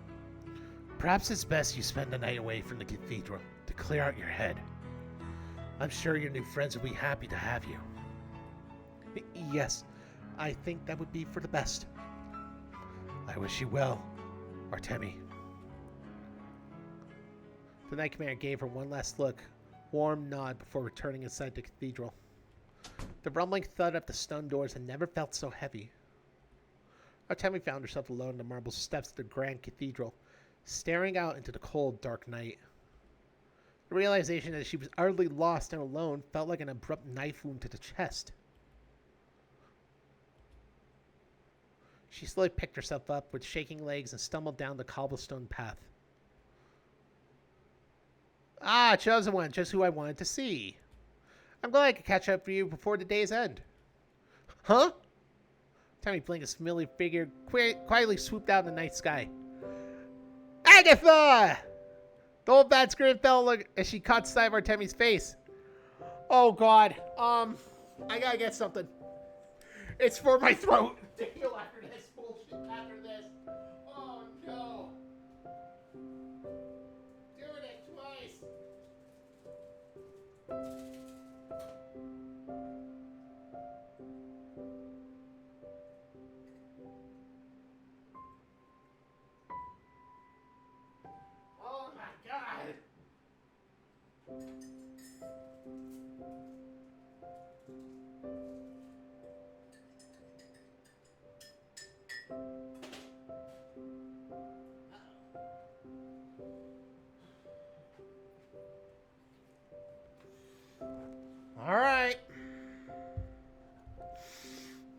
Here we fucking go again with her. I love Bat Grandma, though. But, oh, here we go again. Oh, damn, what tea is that? Oh, it tastes funky. Oh dear, what happened? You look awful. Enchanter Agatha? What are you doing here at this time of night? Oh, well, Enchanter Clarith. I just wanted to come and apologize for dumping all that baggage on you earlier today. My feelings might have gotten the better of me. Very unprofessional. Damn, what do you mean by that? I mean, what just happened and shit? Yeah. You have enough on your shoulders already, and it was rather unbecoming of me to add yet more out of the blue. I hope what I said did not bother you too much. The old bat paused and adjusted her glasses. Are you okay, Artemi? Because frankly, you look like shit. I love doing that part for just like... Because frankly, you look like shit. Artemi sniffed and tried to hide the ragged red Oh, I may have gotten into another argument with Her Excellency. Huh! Katrina, was it? We used to be colleagues when I worked under King Roderick. Did plenty of celestial research together for the church. She was always that guy in her group projects.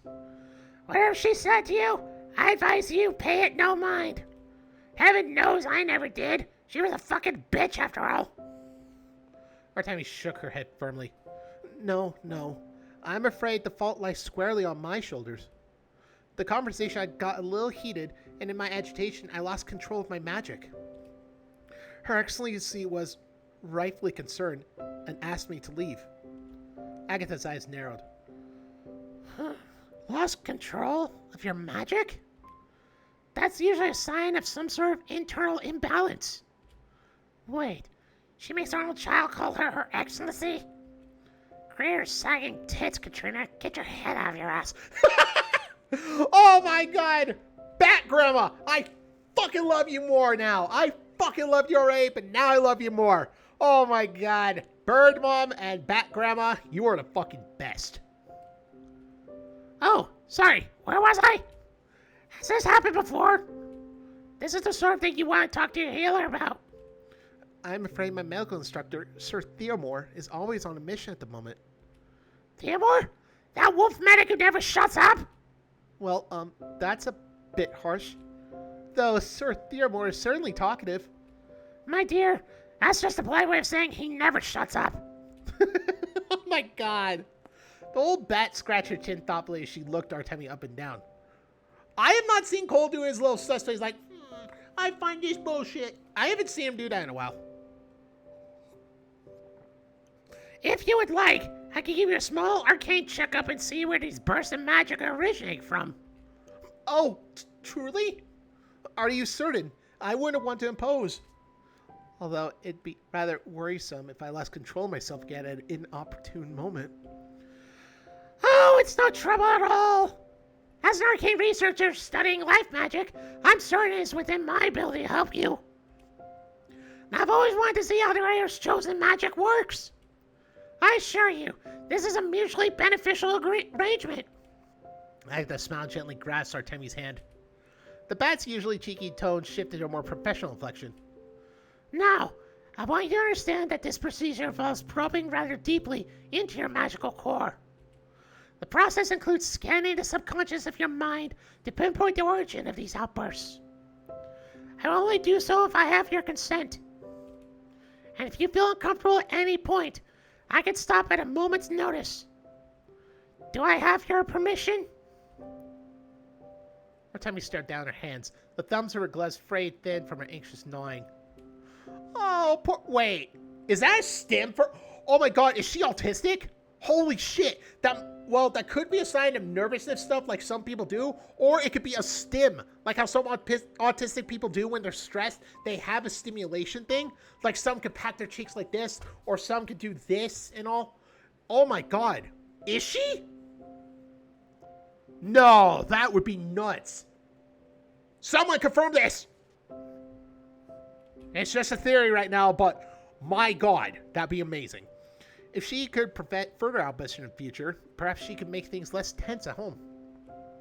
At the very least, Her Excellency could finally speak to her without that mixture of fear and distance in her eyes. Artemi sucked in a deep breath and nodded. You have my permission. Do whatever it is you need to do. The enchanter peered up at her with a flash of concern before nodding.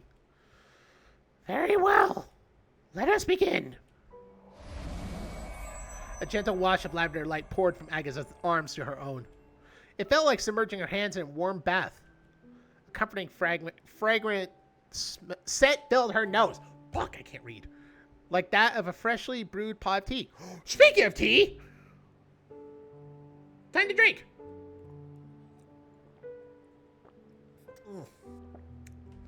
Damn, what flavor is that? Fuck. Now, I want you to close your eyes. Holy shit, they're doing it here now? I thought they would go somewhere and do it. Recall the moments where you lost control of your magic. What were you feeling in those moments? What emotions clouded your mind?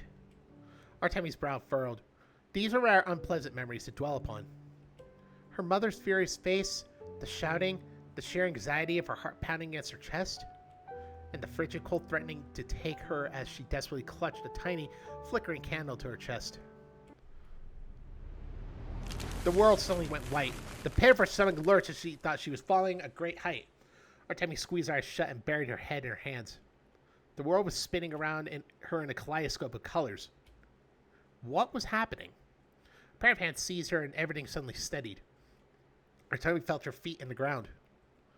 And stumbled to steady herself, her eyes flickered open.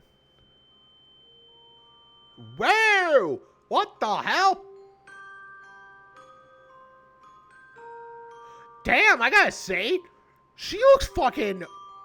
She has such a fancy outfit. Holy shit. Especially the boots. Boots are fucking amazing. Oh, God. Grandma's voice is coming in. The first thing that hit her was how bright and cold everything was. Artemi... Wait a minute. Wait. There are candles here. There are candles around here. They signify something. Artemi shielded her face from the buffeting snow and wind. Buffeting? That's a word I've never heard before. The harsh light reflecting off every pale surface made the world almost blinding. What is this place? Agatha stood beside her, taking in the sight with awe. This is your mindscape. A mental construction of your subconscious. To the surprise of no one, magic is greatly affected by the emotional state of its user. My plan was to search for any anomalous signs. The bat shivered and pressed her wings close for warmth. Most mindscapes I set were abstract reconstructions of hometowns or sentimental locations. Suffice to say, I've never seen one in the middle of a blasted snowstorm before. Tommy felt a lump form in her throat as she scanned her surroundings. The worst. Oh, that was the thing. She had to survive in winter. Oh my God, they're in this. Holy shit. Is there anything you want to talk about, Chosen One? Got some sort of deep-seated love for snowstorms or something? Tammy shook her head quietly. I never liked the cold. Agatha. That all you got for me? That's fine. No need to share more than you're comfortable with. For now, let's focus on that. What's that? The enchanter jabbed her finger towards the blindly bright stream beside them. Flecks of celestial light flickered across the surface like frozen fireflies. Liquid gold carved across the snowfield with a delicate flow. I believe that this is the flow of your celestial strength.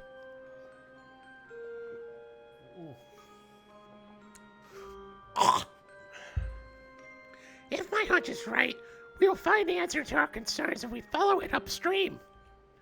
This is the source of my strength? Yes, a mental representation of it, at least. Things look rather normal enough. There's nothing here that explains why your magic would go out of control in a moment of tension. It is strange, though. Perhaps it is because I never studied Creator's Chosen before, but this whole situation feels very... Agatha paused and scratched her chin. No. That's the point, jumping to conclusions. Come along, Artemi. Let's see where this leads. two made their way upstream, struggling to trek through the frozen riverside and biting wind. Artemi did her best to ignore the many candles that littered the land and the small trail of child-sized footsteps trailing it. Oh! Kind of slowly got the better of her. Miss Agatha? What caught your attention earlier? Did you notice something strange? The enchanter's brow furrowed. As a professional, I shouldn't make any early assumptions. Please, I insist. This is my mind and body, after all. I would like to know what bothers you so. I'm not sure how to put this, but there are aspects of your magical foundation that feel artificial. What? Artificial? There are traces of external meddling with your mindscape, as though its current form has been influenced in some way. If my hunch is correct, there should be more visible signs. That mother's a bitch. I know she did this. Fuck her. The enchanter scratched her chin, slowly drift off in her own thoughts. I suspect that somewhere along this little river, we will find the source of your woes. Miss Agatha? Sure, I might just be misreading things. You are the first creator's chosen I've studied, but something here just feels off. Miss Agatha? I'm kind of surprised by the lack of lightning, too. That's sort of your thing, isn't it? Miss Agatha? Artemi nudged distracted reachers. Her eyes trained skyward in awe. What is it? Have you found something? Damn, she has a fine outfit. Holy shit, I love it. I fucking love her outfit design. God damn it. Agatha followed her gaze and froze. Squinting through what she thought were the blinding rays of the sun through a thick cloak of snow, the sight before her took her breath away. Artemi, what is that? What is it? What the hell? The massive shadow of a stone dam loomed above as far as the eye could see. Near the base, a torrent of water spilled from a crack in the wall, forming into a small golden stream that flowed across the snowy forest. As they strained their gaze above the stone visage, the sky split open, unleashing its cascade of celestial light upon the land that pulled into a brilliant golden sea that spanned the horizon. The sheer brilliance of the sight almost hurt to look upon, and holding back this rampant flood of celestial magic was a single ragged stone dam. What the hell is going on? This dam, which at first sight felt immense in its own right, was utterly dwarfed by its colossal task. Artemi let out breath she did not realize she was holding. What is this? The enchanter looked as stunned as she was. Agatha took a few trembling steps forward and pressed her palm against the cold stone structure. I cannot talk properly. This is fucking me up so much with talking. Is this the true capacity of the Chosen's creation? Creator's chosen! Fuck! No. Impossible. It feels too artificial. Too vast. Someone has been pulling strings to create this situation within you. This massive pool of celestial magic is in no way natural. Flash of lavender light enveloped Agatha. The researcher's brow furrowed. And not just someone either. Several parties have been sticking their hands where they don't belong. Slow creeping dread shivered up our tip. What are you saying? The old bat fell silent as she continued studying her surroundings. She turned towards Artemi, carefully weighing her words. According to my observations of lingering arcane magic here, it appears that two opposing parties have been manipulating you. For what purpose, I can't say. The first party seemed to have gotten their claws on you very early on. I dare say they've been pulling strings since your birth. It's Agatha. It is fucking Katrina. Agatha jabbed a finger towards the cascading waterfall of celestial magic pouring from the sky. This is just conjecture, but I believe this group endeavored to turn you into the largest reservoir of celestial energy the world has ever seen. The sheer amount of raw power here is ridiculous. No mere mortal should be able to contain this. Agatha turned and tapped her knuckles against the stone dam. Then, at some point, a second party got involved and created this. They somehow placed an arcane inhibitor within you, thus preventing any of this excess magic from escaping. And this inhibitor seems deeply tied to your emotional state. The researcher's gaze narrowed. If I were to hazard a guess, tell me, Artemi, in your youth, did you perhaps have a lot of trouble drawing on your powers the creators chosen? Were you unable to cast even the most basic spells, no matter how hard you tried? Artemi bit back, a wave of nausea swimming up her throat. That's correct. Yes, that would be due to this arcane inhibitor preventing any magic from escaping you. And it helped faster out your youth, despite this absolutely massive sea of celestial energy.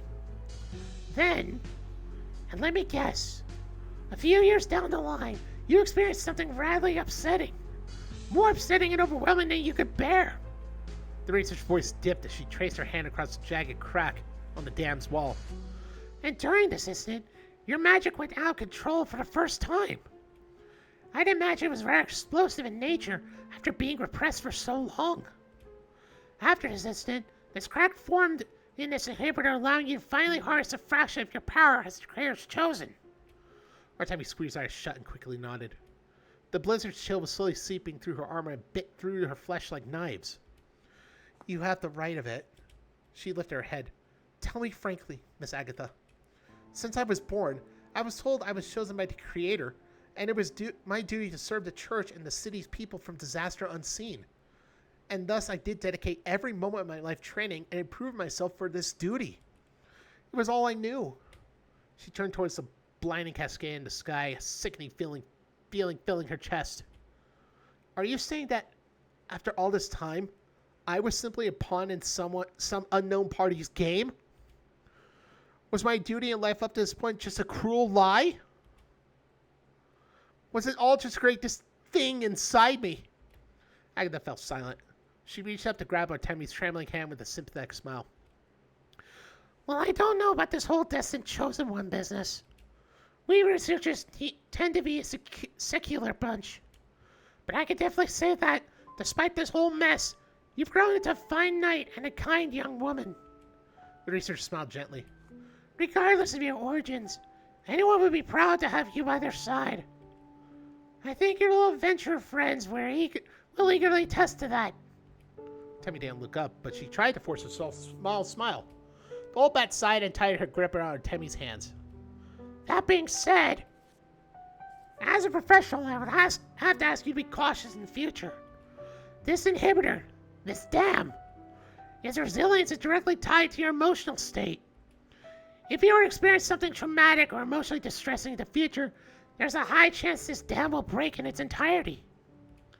What would happen to me if this dam breaks? Oh, how do I even describe this? Frankly, with all the celestial magic erupting all at once, it'd be like a bomb going off. Agatha adjusted her glasses and grumbled. As much as I hate to admit it, perhaps Katrina's decision to shelter you was wise in a way. Should I return to the cathedral? Oh, hells no! Right after an argument like that? Get out there and stay with some friends who actually care about you, not some fucking bitch who kicked you out for, like, any fucking reason. And maybe reevaluate the people in your life and decide who you really ought to trust. The old bat sighed. That's probably a decision best made another time, when you have a clear head. Let's get out of here, shall we? I think we're both spent a bit too much time stuck in your head. Holy shit. Artemi was grateful to feel the rush of light and snow disappear from her senses as she was drawn back into the waking world, like surfacing from deep water. Yeah. She blinked, the exhaustion from her eyes, and looked up. Agatha's kind, spectral eyes stared back, still gripping her hands with a gentle squeeze. Are you alright? No, to be perfectly frank. What do I do now? Nothing makes sense anymore.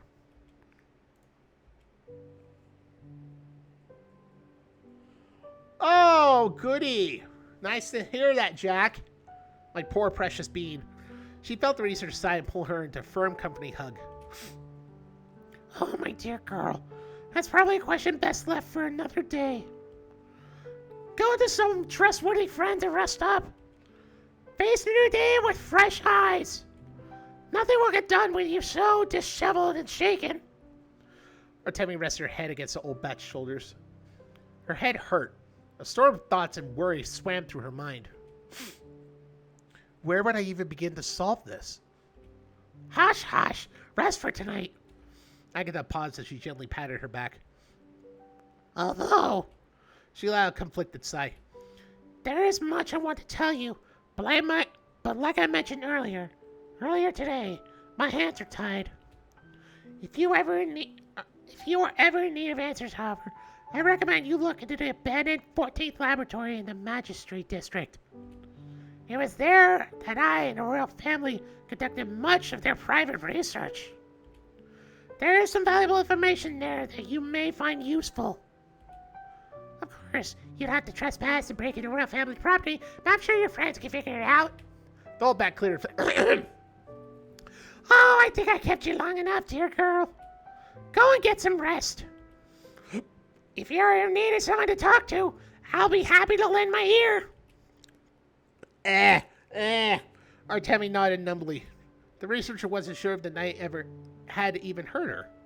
Concern gripped her chest as she watched Artemi pull herself out of their hug and stumble onto her feet. I will be off then. Thank you for your time, Miss Agatha. Agatha watched quietly as the knight staggered down the street, her small slouched figure disappearing to dim night. The gentle smile across the researcher's face fell as Artemi ambled out of earshot. She slowly adjusted her glasses and stared off into the darkness, while she also rubbed her temples.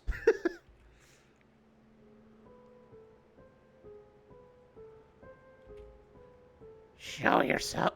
Show yourself. I know you're watching. Out of the corner of her eyes, the shadows across the cobblestone street shifted and writhed like a mass of cloth and went, what?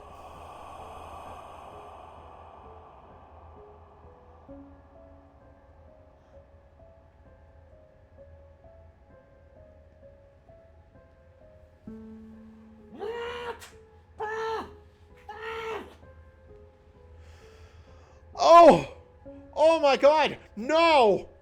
What the fuck? Oh, my dear host, you've certainly caught my curiosity. I dare say your concern for the girl almost sounded genuine. The hair on the back of Agatha's neck prickled with a biting chill. She glared, her voice low and cold. That's none of your business. More importantly, what on earth have you gotten yourself into this afternoon? I thought I told you to keep out of trouble. Oh, I tried, but that's so boring. I didn't travel all the way to the material plane to just sit at the sidelines during a festival. And I was even thoughtful enough to track down my little brother and his host for you. The demon chuckled. It seems like my idiot brother has got quite attached to his little mortal. We won't be convincing him to part with that hyena anytime soon. Agatha glared. Fool! I told you not to hurt him. Nay, he specifically said, don't kill him. There's quite a difference. The empty hood of Zevla's form tilted its head curiously. Why do you even care about that little twerp anyhow? Have you grown attached to your strange experiment? What the fuck? Why do you care about any of these kids? Agatha growled and cut her off. I will not be heckled by a reckless dismembered head. If you had shown a modicum of restraint, perhaps you wouldn't have been reduced to your current pathetic form. You've delayed the plan significantly. What the fuck? How long until you recover to your full power, demon? For injuries like this? Probably a day or two. Day or so. Very well. We strike the day after tomorrow.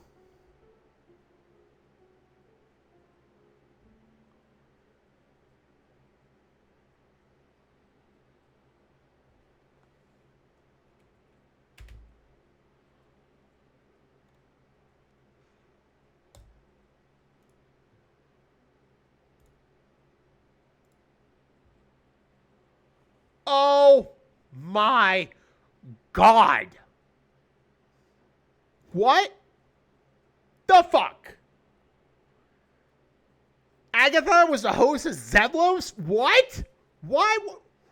A little experiment. What the fuck? Laboratory, 14th laboratory. What the fuck? What is going on? How far am I from fucking chapter 4 already? Jeepers Cripes. I think I'm far off from it. I don't know. But, goddamn. Just, goddamn it. Seriously. Oh my god. I'm just as upset as Artemi is. You know what? I think this is a good place to end it because I was planning to do it after the Artemi thing, but then shit just happened. So all these emotional things have gotten the better of me, and I think it's a good place to end this stream. Fucking hell, we got a lot of revelations here and a bunch of stuff going on. Lore dumps or something. I don't know. But I bet you that Artemi, Katrina Artemi being connected by that lightning magic and her life slowly draining when Artemi uses the power is somehow that way. I could be entirely fucking wrong about that, but still, that is something very peculiar about that. And the two parties, I have a theory on what those might be. My theory is this. First one, it's Artemi. First for Artemi's... First, the first party has to be that bitch Katrina. I have no doubt it's got to be her. She's got to be involved in that in some way or form. Second might be Grank. It's possible because those two are very important in her life, and somehow, maybe, that is who is going at it. Like, one party is Katrina is wanting her to stay sheltered and safe, while Grank wants her to go out and experience the world. That's kind of like a hand-to-hand thing, you know? Two people tugging on the same person at once, pulling the strings. I am now very suspicious of almost everyone now. Holy shit. Agatha, Grandma, please don't stab us in the back. I don't want you to. I already fucking love you. But knowing this, it's fucking nuts. What the fuck, man? What the absolute fuck? Seriously. What the fuck? I think I'm done here. I'm so fucking done here. This has been quite something. I have to say, it's back being in this world after a week. I know it's been a week, but it feels like months again. So yeah, I hope you all enjoyed this stream. Remember, if you want to tune in for more, hit that little heart button that says follow right next to it so you'll be able to get notified and stay tuned whenever I stream, which will be quite a new week because this is a new restructured week. So what I'm going to be doing is basically a few interesting things like Death Stranding, Dead by Daylight, and even Fortnite Festival. Yes, I know, so Fortnite is pretty much cursed or something like that, but it's still Rhythm, so it counts. But yeah, overall, it's going to be an experiment for Fortnite Rhythm. We'll see how it goes, and if it doesn't work, then I'll switch to something else, which I'm not saying right now. Anyway, hope you all enjoyed this stream, and hope you all enjoyed this stream. I sure did, because holy shit, this was a lot. And so, until the next one, have a good night and a good day. Later.